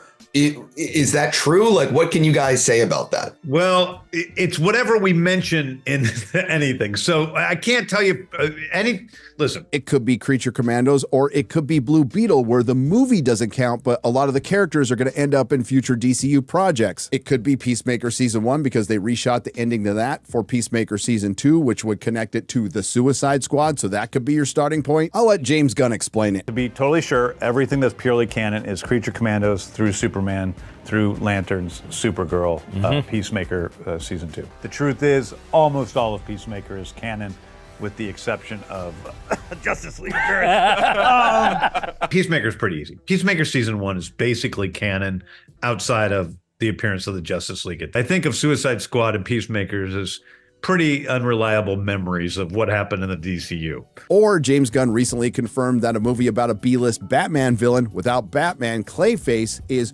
chronologically the first story in the DCU. I hope that clears things up because it doesn't for me, but it shouldn't matter because James Gunn says canon doesn't really matter. You know, one of the weird things to me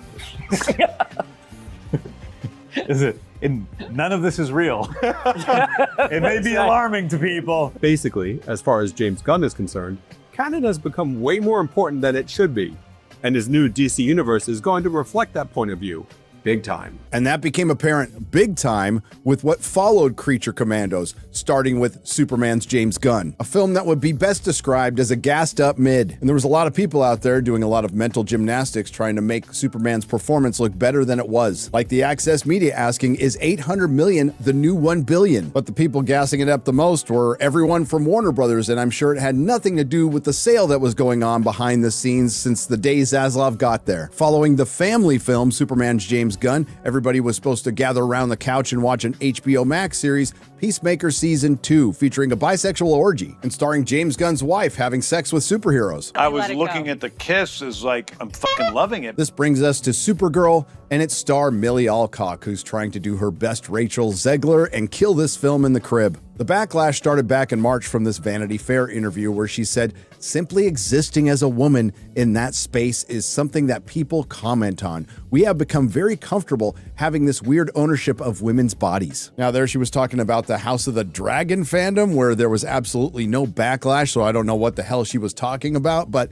as far as the actual statement is concerned, it just sounds like a bunch of Hollywood gobbledygook. But she felt the need to respond to the backlash to that statement instead of, I don't know, ignoring it by saying, I didn't even say men. I said people, Alcock says, and they got so angry. I was like, you're proving my point. You're proving my point. The problem is the people who were involved in the backlash were people, not just men. And if she stopped there, she might have had a point. Unfortunately, she didn't and proved everybody else's point. Anyway, Millie Alcock started her generational run of imparting wisdom on all of us plebs with this. From Variety, just go for it. How Supergirl star Millie Alcock learned how to ignore the trolls, except she didn't because she's literally responding to them, and became a punk rock superhero. Because nothing says punk rock like a Supergirl movie made by a multinational, multi-billion-dollar corporation that was just bought by another multinational, multi-billion-dollar corporation for $111 billion. But I'll give them this, they're more punk rock than Green Day. So after not ignoring the trolls and saying that they are proving her point, Alcock even understands, sort of, where these base urges originate. With a world as unstable and terrifying as it is now, hate to break this to you, Millie and everybody else, the world has always been unstable and terrifying. We just know more about it now. Governments don't have anyone's best interest at heart, aside from that being a day that ends in Y. What the hell does this have to do with Supergirl? And people turn to online forums to find that guidance, she says.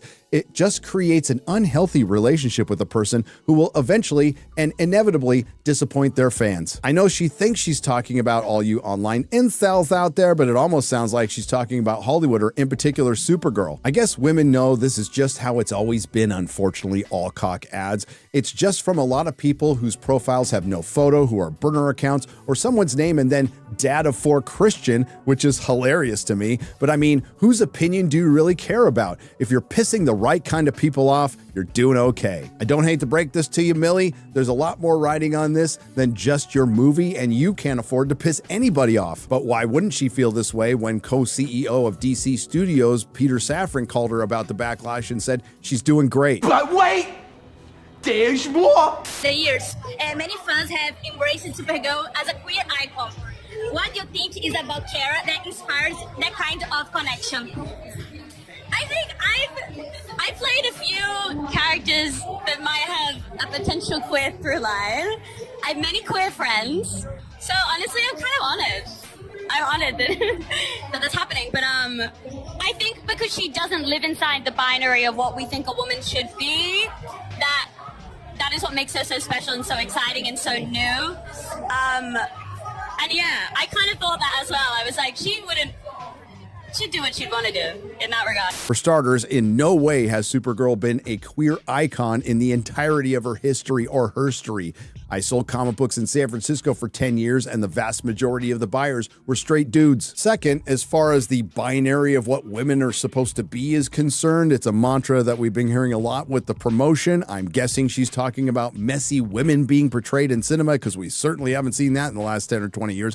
Hell, the last time we saw it in the DCU was with James Gunn's wife playing Harcourt. And finally, for this interview anyway, while being completely aware that I'm old, I don't know why, but those little microphones just piss me off. They're annoying as hell. They remind me of the little phones from Zoolander. Speaking of annoying, there's more. Discussion online about Kara's queerness in the comics. Was that something that you explored when you were preparing for the role? It wasn't, but in honor of Pride Month, as I'm getting all these questions, I don't know. I think that what makes this film so beautiful is that it's not centered around a man. It's not centered around love at all, if anything. Yeah. But we'll see. I don't really know. But I don't know. I don't know. It's great. She'd probably go both ways. To anyone from the community on this month or any other month, could you maybe mix up your questions a little bit? Just to shake things up. Outside of a couple of alternate universe comic titles, which nobody read, Supergirl is super straight until she ends up in the absolute universe where she will absolutely be a lesbian. But as far as this statement is concerned, I don't know. I think that what makes this film so beautiful is that it's not centered around a man. It's not centered around love at all. It's no longer 1937. Weird. while it's not centered around a man, you need a couple of men to sell your movie. We've seen an awful lot of Superman and Lobo in the trailers who aren't in the film very much. This is sounding a little familiar. That's why I made this prediction back in May. It's just another Hollywood case of they never learn. Now, contrast all of Millie Alcock's statements with her former co-star from House of the Dragon, Matt Smith's. It's all about the fans.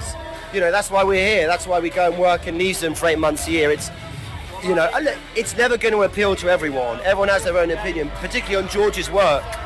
But for me personally, it's their show. You know, we make it, we do all that work, and then we hand it over. And I hope it delivers on the scale that that we want it to for them.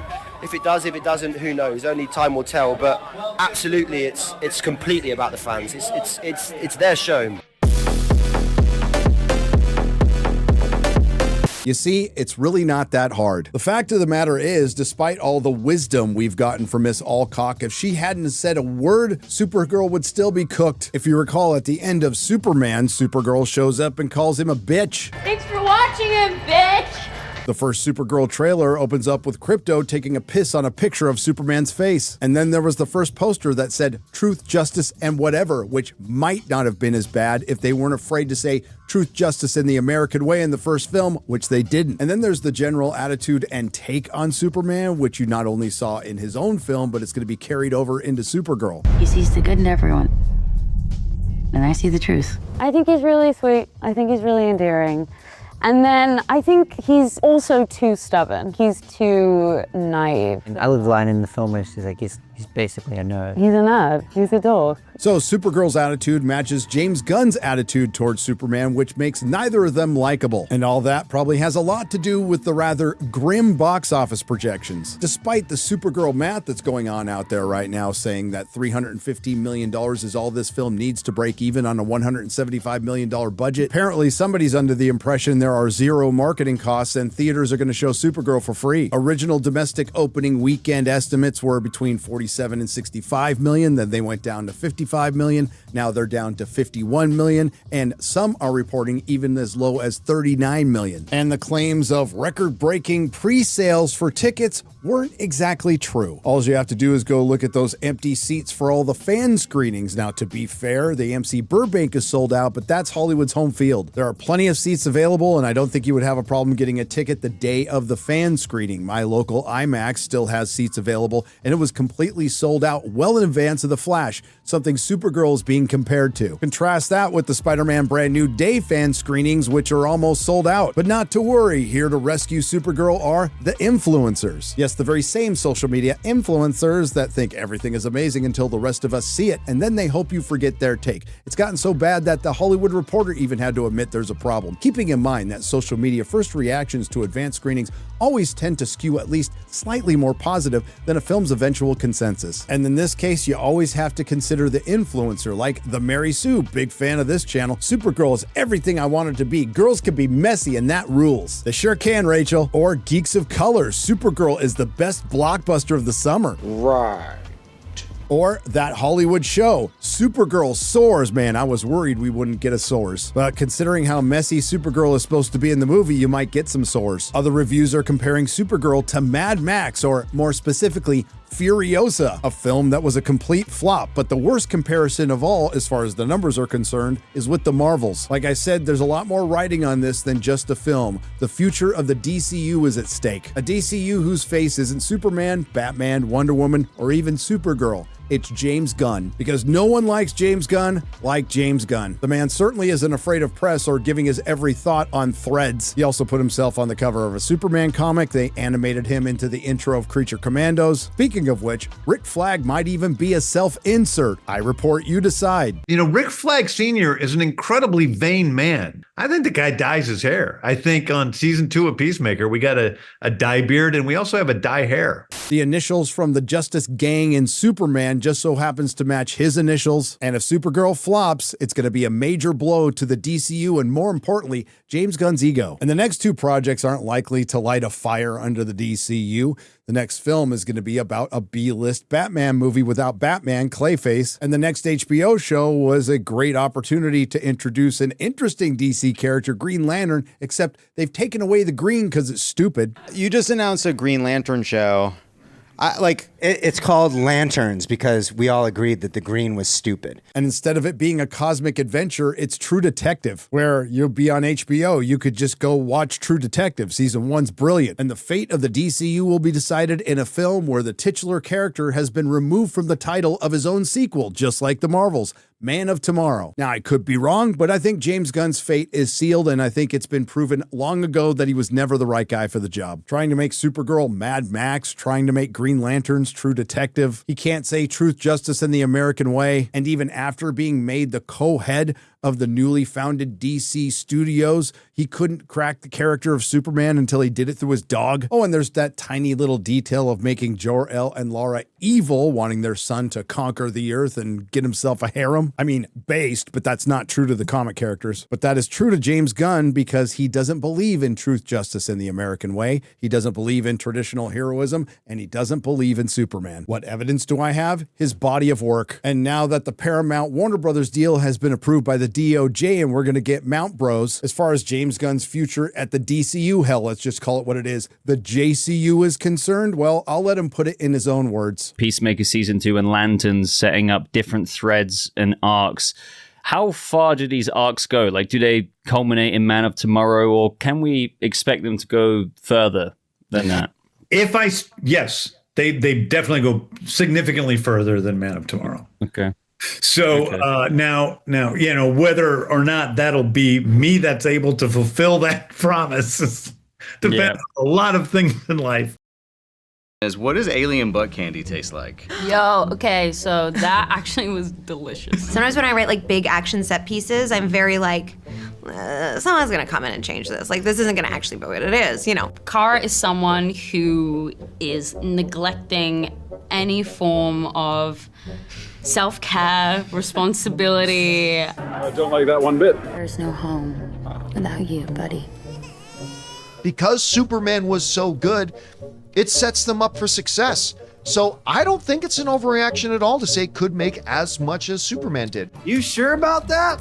I think because she doesn't live inside the binary of what we think a woman should be, that is what makes her so special and so exciting and so new. I don't understand, and I don't think I want it explained. I don't understand how you would look at that and be like, man, he looks garbage. Garbage. Gonna be a win for everybody. Everybody that complains about, Ray and Mary Sue's, that's not the case here. You sure about that? I think that what makes this film so beautiful is that it's not centered around a man, it's centered around love and Down with the patriarchy. That's the message. I think that the process of adaptation is like... I played a few characters that might have a potential queer through line. It's hard not to think this isn't going to be a great movie and a great story with great action, with a really emotionally touching moments, which is kind of almost the exact same experience we had with Superman. However, this movie is bad. No offense to Kara Zor-El, but I think Clark should ask for the suit back. Wait a minute, what are you doing? Why did you do that? The whole point of this! Did you miss the whole point? Please go out and support it. Go out and support your boy, okay? You want to watch the movie, you're supporting what your boy likes.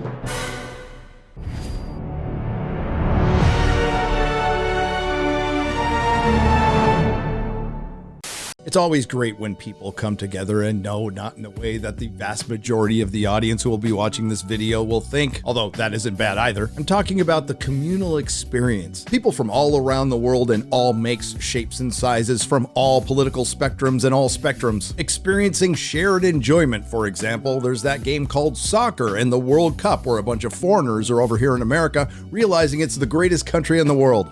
Based.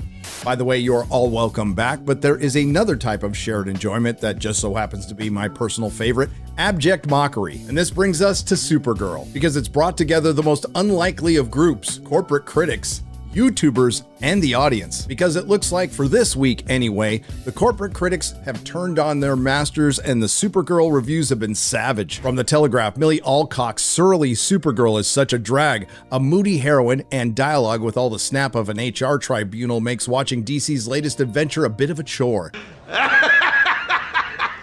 From Screen Crush, Supergirl review, steel yourself for a DC disappointment. And then of course there's the good old, the movie sucked, but the star was great because we don't want to make the lead actress feel bad. The Irish Times, Supergirl reviewed, no fun, give us back the hungover barfly. Millie Alcock's spirited performance makes this Superman spinoff just about tolerable, but it lacks a single fresh idea.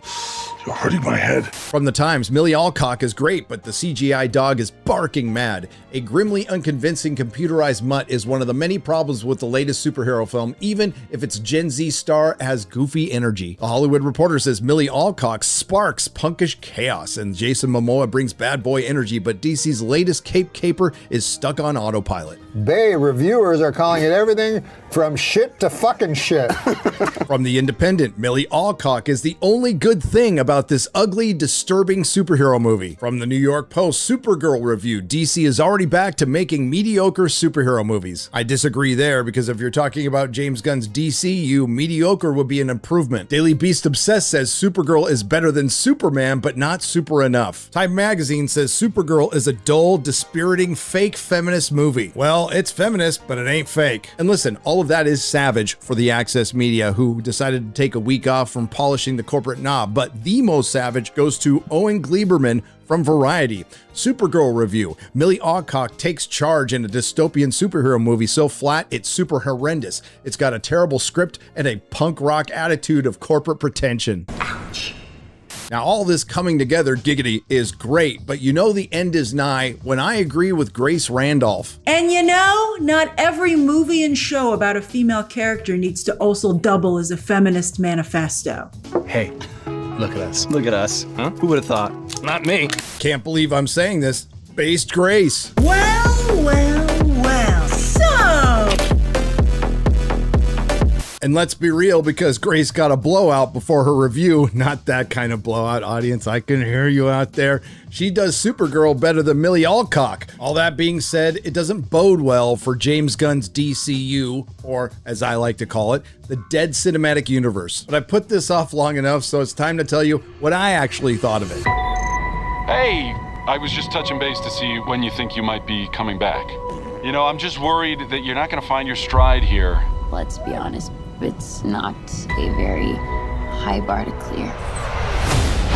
It's pretty colorful, but that's just so everyone knows we're gay. Supergirl is the very definition of our expectations were low, but holy f***.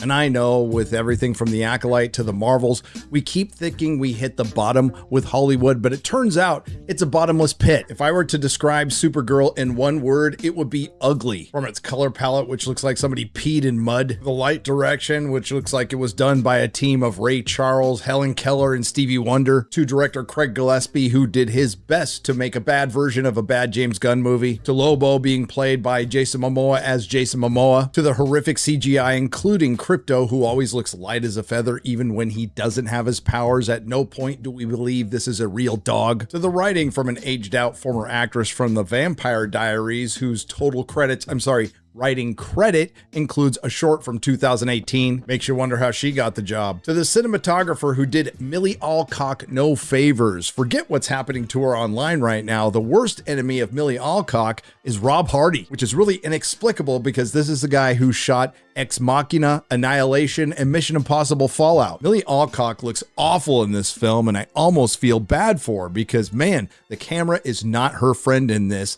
but it's not as awful as her character. A female protagonist that's so unlikable, and I can't believe I'm saying this, she makes Captain Marvel look heroic, and now I feel dirty. And I don't want to leave out what is probably the worst superhero villain in the history of superhero films, Krem of the Yellow Hills, who's supposed to look like this in the Tom King Supergirl Woman of Tomorrow comic, for which I am no fan of, but looks like this in the movie because they need to make it like Furiosa. You see, that's James Gunn's thing now with the Dead Cinematic Universe, making DC superhero films and TV shows based on other films and TV shows, like Peacemaker being inspired by Better Call Saul.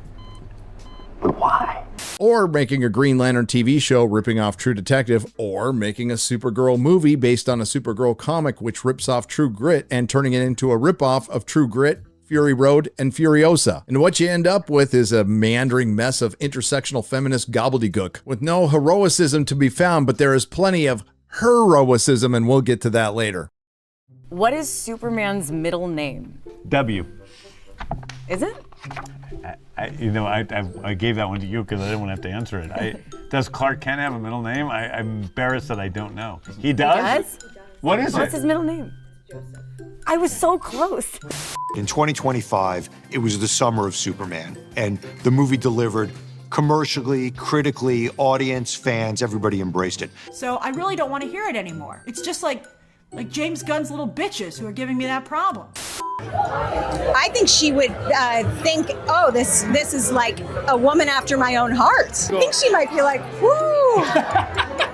I thought I was straight, but wow, she is awesome. I get it. Supergirl's opening scene is the very first thing we saw in its first trailer, with Crypto pissing on Superman's face on a newspaper, which really sets the tone for this film and the DCU. The official Supergirl X account posted this review: Gen Z and Gen Alpha traveling through the galaxy to save their dog. And I'm sure Gen Z will be running to the theaters to see themselves depicted as alcoholics who live in filth. Then we cut over to Ruthie, as she witnesses her innocent and honorable family get killed by Krem of the Yellow Hills. And how do we know they're innocent and honorable? Well, Ruthie tells us throughout the film. He murdered my innocent family. Then we end up in the first of a few Mos Eisley Cantina bars where Kara Zor-El is doing one of the most girl things ever, celebrating her birthday week. Oh my God, it's time to celebrate me for a week. Ruthie shows up to the Mos Eisley Cantina bar and offers her family sword in exchange for avenging her innocent and honorable family. This must have been the first place she had gone, since she is still in possession of it, and of course a large alien steals it from her, but it's okay because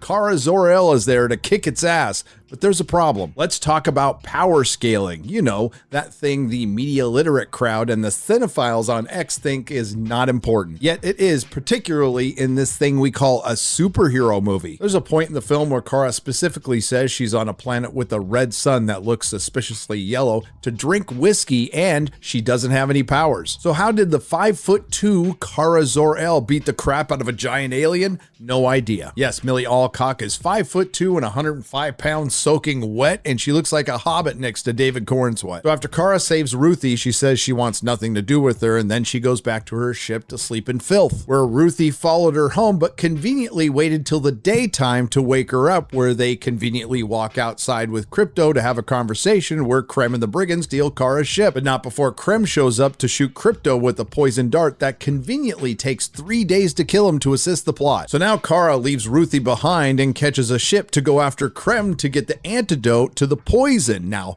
you may ask, dear viewer, why doesn't Kara just take Crypto with her on a ship and go to a planet with a yellow sun to heal him? Don't know. And if this film wasn't annoying enough, after Kara is picked up by the ship, which is actually a bus, its driver needs an interpreter, and it turns out to be a little alien voiced by Seth Rogen. A bus that is occupied by what looks like all the aliens from the Mos Eisley Cantina bar. Bus is then stopped and robbed by a bunch of lesbian space pirates. Kara ends up ejected into deep space where they are conveniently near a yellow sun. And a hero with no powers being in deep space is nothing new to a James Gunn joint, even though this wasn't technically directed by James Gunn. We saw it twice in Guardians of the Galaxy, and I looked it up. Typically, not that this is typical, you would lose consciousness in 15 or 20 seconds, and brain death would occur between 1 and 2 minutes, so I guess it checks out. But this is a big moment because 28 minutes into the movie, we finally see Supergirl using some superpowers in a trench coat. And this entire scene looked an awful lot like the Marvels, and that is not a good thing. Now, Ruthie's stowed away on that bus, and they end up in, wouldn't you know it, another Mos Eisley Cantina bar, where Kara eats some alien poop and agrees to help Ruthie avenge her innocent and honorable family. And if you're thinking to yourself, wow, I've seen an awful lot of this in the clips, you have, and it doesn't end there. Because this movie is written by a woman, Ruthie needs to question why Supergirl isn't called Superwoman when her cousin is called Superman, and the technical answer is it's a trademark issue. So DC Comics could retain the rights to 2 separate and distinct characters. And guess what happens next?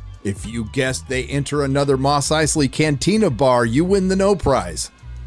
Nothing! This time the Mos Eisley Cantina bar is owned by a nice diverse couple, and this is a clip you've already seen. This is where Kara breaks the alien's arm and then murders half the bar to some uplifting happy music. This time the song is I'm in Heaven, a common film trope known as soundtrack dissonance, or for all you cinephiles out there, it's called anempathetic music, a term coined by French film theorist Michel Quillon. But this is the moment fan casters, including yours truly, have been waiting for years. We get Jason Momoa as Lobo as Jason Momoa. And I have to admit, it was disappointing. You can absolutely tell they brought Lobo in out of desperation. They needed to give people a reason to see this movie. He wasn't in the original graphic novel. And breaking news, a solo Supergirl movie isn't that interesting even to comic fans. And worse, it is absolutely stupid to make it the second movie in your DC universe. After that, Ruthie and Kara, who just destroyed their bar, goes back home with the nice diverse couple who promised to help them find the Brigands, where we get a scene that reminds me of Zack Snyder's Rebel Moon, because it's time for some flashback exposition. In a clip you've already seen, Ruthie asks Kara if Superman is like her, grumpy and rude, and Kara responds with the now infamous line, Superman sees the good in people, but I see the truth. He sees the good in everyone,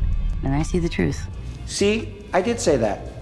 She then tells the story of her origin, something we didn't get in Superman's James Gunn. Supergirl's parents are Allura Zor-El and Zor-El, played by Mr. Universe from Serenity. And I'm thinking what you're thinking. If I was Zor-El, I'd be asking where Allura's been spending her nights. They live in Argo City, which was preserved by a force field dome after the destruction of Krypton, or Krypton as Marlon Brando would say. The planet Krypton. Which was 8 years before Kara was born, so they have been floating in space for over 30 years. years. And after prolonged exposure to the kryptonite radiation, the population started to die. And yes, canonically, humans can be affected in DC Comics by prolonged kryptonite radiation, like Lex Luthor with his ring giving him cancer. So it's lucky that Zor-El found Jor-El's plans for a ship and sends Kara and Krypto to Earth. I mean, he probably didn't have time to build ships for all the other children. But it's not before Allura gives her daughter a little speech, which is, "When I'm gone, promise me something. Be good. This doesn't mean that you can't be tough. It doesn't mean you always need to be nice. Just be good." Not exactly with great power comes great responsibility, but it explains a lot about the character and James Gunn. Yet, I'm a firm believer in tough but fair. But the only little teensy-weensy problem is it's okay for Supergirl, but it's not okay for Superman, who's portrayed in the James Gunn universe as somebody who's insecure and always walking on eggshells. Not that Superman has to be a dick, but they won't allow him to be confident. That's been the shtick from Hollywood for the last 10 or 15 years. They have to diminish the male character to uplift the female character. And it's been pointed out by many that Superman isn't Superman in James Gunn's universe. He's just Clark Kent all the time. And I'll use the Hollywood terminology here, robbing him of his agency. Speaking of Clark Kent, David Corenswet was in all of the promotion for this, and he's barely in this movie, and when he is, he's just the butt of a joke. And the worst crime against imagination of them all in this horrid film is they double down on Jor-El sending Superman to conquer Earth. Earlier on in this exposition flashback, it is said that Jor-El is Zor-El's crazy brother who sent Superman to conquer Earth. The James Gunn apologists, whose numbers are shrinking right now, are going to have a hard time rationalizing that one, because that is far worse than Jonathan Kent allowing himself to be sucked into a tornado. So after that excessively long exposition flashback, which wasn't good, but it showed more care into giving an origin for Kara than Clark, turns out the nice diverse couple who owned Mos Eisley Cantina Bar number 3 sold out Kara and Ruthie to Krem and the Brigands. But it's for a good reason, because the nice diverse couple is trying to save their nice diverse daughter from Krem and the Brigands, who is abducting women to propagate their all-male race. I guess they just ditched the girls. I mean, I guess you could say they're pro-choice, but this was certainly written by a woman who's a big fan of The Handmaid's Tale. Down with the patriarchy. That's the message. So there's another fight with the Brigands, and Lobo pops up again because he has a bounty on one of them, which was featured in a clip you've already seen. And this is where we need to talk about that pesky power scaling again, because at times Supergirl is fighting at full strength, and then she's fighting like a normal person, and when she's looking for Krem, she forgets to use her X-ray vision. And in the end, Supergirl ends up getting the nice diverse couple and their nice diverse daughter killed, leading to something I've been waiting for, because it wouldn't be a feminist empowerment movie without a feminist empowerment scream. You know what to do, Garrett. Lay it on me.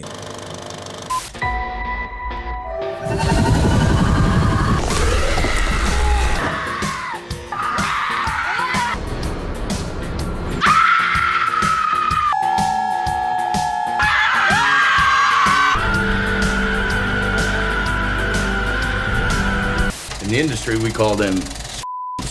But this is where things get really dumb, because after her feminist empowerment scream, angry Kara comes back down to planet Grungy and demands to know where the Brigands went, and after she finds out, she gets on a ship. Why? She's fully powered from a yellow sun and can fly there. But we find out why, because they needed a reason for Ruthie to stow away on the ship and conveniently bring Kara her costume, which she hasn't worn for the entire movie. By the way, they go to a lot of planets in this movie, and they all look the same. Desolate and barren generic sci-fi planet. But the twist this time is Krem and the Brigands laid a trap. This planet orbits a binary star system. One of them is a yellow sun, and the other one is a green sun, which is canonical to the comics and something I've always thought was stupid. I don't hate to break it to you that not every idea from the comic books is a good one. But if you want to roll with everything in the comics being absolute gospel, I can't wait to see Lois Lane turn herself into a black woman in Man of Tomorrow. I mean, you won't do truth, justice, in the American way, but you will use a green sun. Then there's another flashback scene with Kara arriving to Earth and meeting Superman, and you guessed it, it's a clip you've already seen. And big surprise, Otherwise, Superman ends up as the butt of a joke. Now, the stowaway saves Kara from the Green Sun by dragging her into a cave, and then Ruthie thanks Kara for taking her with her, yet she didn't because she was a stowaway on the ship she didn't need to travel in because she could have flown to that planet. Ruthie goes out on her own and eventually gets captured by the brigands, where she ends up in jail with Lobo. After spending the entire film as a damsel in distress and at no point showing that she knows how to fight, Ruthie somehow overpowers a brigand twice her size and helps Lobo escape. Now, how did Lobo get captured by these Z-list villains? I have no idea. He says it was a trap, but it really wasn't. And now we know the other reason Lobo was in this film, aside from getting what's left of the comic fandom to actually see it.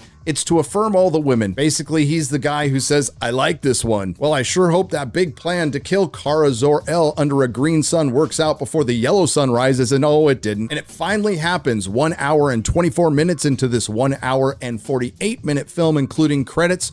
Kara Zor-El puts on her Supergirl costume, because there's nothing like going to a superhero film where the main character is neither super or a hero and doesn't put their costume on until the very end. Lobo shows up again to desperately make people interested in the final CGI gloopity glop battle, intermittently set to pop music because James Gunn totally didn't have his hands all over this film and Craig Gillespie independently directed it. In particular, Supergirl's flight scenes just look bad. They make the CW Supergirl flight scenes look good. And when you're making people miss the CW, I would say Paramount, Warner Brothers, or Mount Bros has a big problem on their hands. I would be remiss if I didn't point out that in this final battle, we get this lovely shot. And yes, the final battle consists of a final shot in slow motion panning around our hero beating the crap out of the brigands. A shot that totally doesn't look like that corridor scene from Guardians of the Galaxy Volume 3 and the Mr. Terrific scene in Superman's James Gunn. Speaking of which, I was told by James Gunn that all of the DC movies would feel different, and so far, they don't. So after Supergirl frees about a dozen women from the toxic masculinity patriarchy, she talks Ruthie out of getting vengeance for her innocent and honorable family, and once Ruthie walks away, Supergirl kills him, completing the hero's journey, as Jason Malobo watches on and gives an affirming nod. So Krypto is saved, and after spending the rest of her birthday week, Kara crawls back home to Earth and back to Clark and quits drinking for a couple of days, and that's where the movie ends.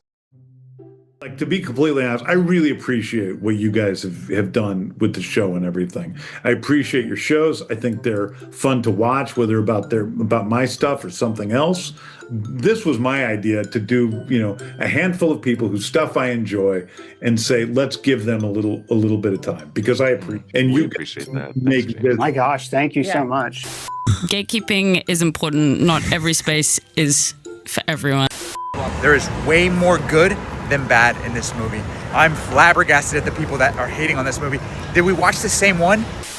So ends Supergirl, a film obviously written by a woman, continuing the trope in Hollywood of replacing the male power fantasy, which sold millions of comic books, billions of dollars worth of toys and merchandise, and billions at the box office, with the female empowerment fantasy, which has led to alienated fans, leading to empty theaters, leading to multiple flops, and leading to killing the money printing machine known as the superhero film. Because nothing makes the modern feminist more happy than taking something away from men. The only problem with that is nobody else enjoys it. And I'm gonna say it, Supergirl is maybe or maybe not the first installment in the DCU, although I prefer the DCU as the dead cinematic universe because that's what it is. Although, can something be dead that was never alive? Supergirl is a slog of a film that makes you feel every nanosecond of that 148-minute runtime, and it's filled with power scaling problems, plot inconsistencies, and contrivances. And Supergirl is the very definition of the hero's journey. What's the hero's journey? Well, the hero's journey is depicted as a circle to represent the cyclical nature of the protagonist's transformation, where the hero's journey is just a flat line because she's been either great all along or she's just fine how she is. I bypassed the oppressor.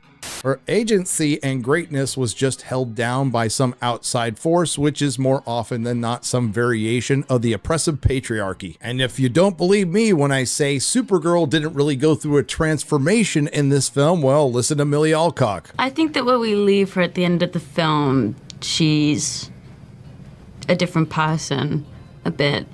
But I think that fundamentally, you don't really change. Simply put, Supergirl is an uninspiring, insufferable, ugly superhero film that sets back female protagonists in superhero films, female writers for superhero films, and superhero films back decades. Is it as bad as the Marvels? No, but it certainly has its moments. Is Madam Web better? Absolutely, because at least that was so bad it was good. But Supergirl, the movie, not the character, does do some good because it serves as undeniable evidence that James Gunn was the wrong guy for the job. Because if you're going to head a studio that makes superhero TV shows and films, I think one of the most important things is to actually believe in heroism. Which sucks because, as I've said before, David Cornsweet seems like a good guy and in better hands would probably be a good Superman. But hey, at least you got to see Supergirl puke, Supergirl pee, and then fall asleep while she's peeing and kill a bunch of guys. And let's not forget the message of this film is be good. You don't necessarily have to be nice or polite, just be good. And I want everybody at Warner Brothers and DC Studios to remember that with this review. And if you needed more undeniable evidence that this is at least, if not the final nail, a nail in the DCU coffin, there is the early box office results and the lowered projections. The combined fan screening and preview night brought in $7.8 million domestically, which puts it just above the Marvels and Madam Web, but below the Flash, which of course was a catastrophic bomb, just like Supergirl will be. Now Variety is reporting it's set to make $47 to $50 million during its opening weekend, and I don't think it even sniffs $50 million, but to contrast that, entertainment reporter from LA, Scott Mantz, is projecting $40 million. And we got some breaking news because the Friday numbers are in and they're not good for Supergirl or James Gunn. It debuted at roughly $18 million, including the fan screenings and the Thursday previews, which puts it just above Morbius, but below Joker 2, The Flash, and yes, the Marvels. To make things worse, Supergirl is going to be the #2 movie in the world over its opening weekend when it gets crushed by Toy Story 5. And it doesn't get any better because films releasing in the following weeks are, in order, Minions and Monsters, Moana, The Odyssey, and Spider-Man Brand New Day, which I wouldn't be surprised has already made more money than Supergirl in pre-sales alone. And by the time Spider-Man Brand New Day comes out, Supergirl might be on VOD. There's a good chance Supergirl might not crack $300 million at the worldwide box office, something that DC Studios now would consider a win according to their Supergirl math. To the man who is about to take over Warner Brothers, David Ellison, once again, this is your chance to be the hero. After firing Alex Kurtzman and recasting Black Snape, you can fire James Gunn. The man has become a liability to the brand. Hell, you can do him like he did Henry Cavill. Listen, we're not firing you despite hiring you. We're just going in a new, different, fresh direction. We fixed the glitch. And look who has the last laugh now, because let's face it, Henry Cavill dodged a speeding bullet when he was fired by James Gunn. Well, wouldn't you know, as predicted, Supergirl will be heading to VOD when Spider-Man Brand New Day comes out. And that has everything to do with Supergirl not even getting close to $300 million worldwide. They were dreaming. It's not going to sniff $140 million worldwide. At time of recording, it has not only dipped below $400 per theater, there has been some days where it's dipped under $200 per theater. And it's DC's worst flop since Catwoman. Or is it? Since I'm an inflation bro, I have to bring this up. If you take Catwoman's $82 million worldwide from 2004 and adjust it for inflation, it grosses $149 million worldwide, making Supergirl the biggest DC flop since Supergirl. And the cope from certain influencers and content creators has been something to behold, and it's gotten to a point where I'm concerned for their health and sanity, because somehow they've worked it out in their head that they worked on the Odyssey and are personally benefiting from another bad movie making a lot of money. But as time passes and the dust settles, more objective eyes or realistic eyes will look back and see that James Gunn's DCU was doomed from the start. And I know it's not technically over, because up next is Lanterns, a show about green cosmic space police who use a magic ring through their willpower to make things like mallets, or in James Gunn's case, giant middle fingers, yet they're gonna draw the line at calling it Green Lanterns because it's stupid. And instead of it being, I don't know, a cosmic adventure, they're going to make it True Detective, a show that is rumored to kill the most notable Green Lantern, Hal Jordan, in the first episode. Co-written by the showrunner of HBO's Watchmen, the single most woke superhero show ever created, and one that was so popular it was renewed for a second season, then canceled. And following that, there's another Batman thing without Batman. Clayface, the C-list Batman villain that looks like it's trying to be the Substance in Joker, which might have been a good idea for a cinematic universe that's 5 years in and firing on all cylinders, but here it's just a bizarre decision. But everything's riding on a Superman sequel where his name isn't in the title. I could be wrong. Maybe they'll turn things around with the Jimmy Olsen Gorilla Grodd show. But as it stands now, they didn't make an appearance at Comic-Con. There's no sign of Wonder Woman, Flash, Green Arrow, or Batman. And it's looking like Peter Safran and James Gunn are just lame duck CEOs. And if David Ellison is dumb enough to hire them again, it would just be prolonging the agony. Yet the happiest people in Hollywood that the Odyssey is gaining all the cultural attention is DC Studios, so Supergirl can go fail in peace. Nerdrotic.com.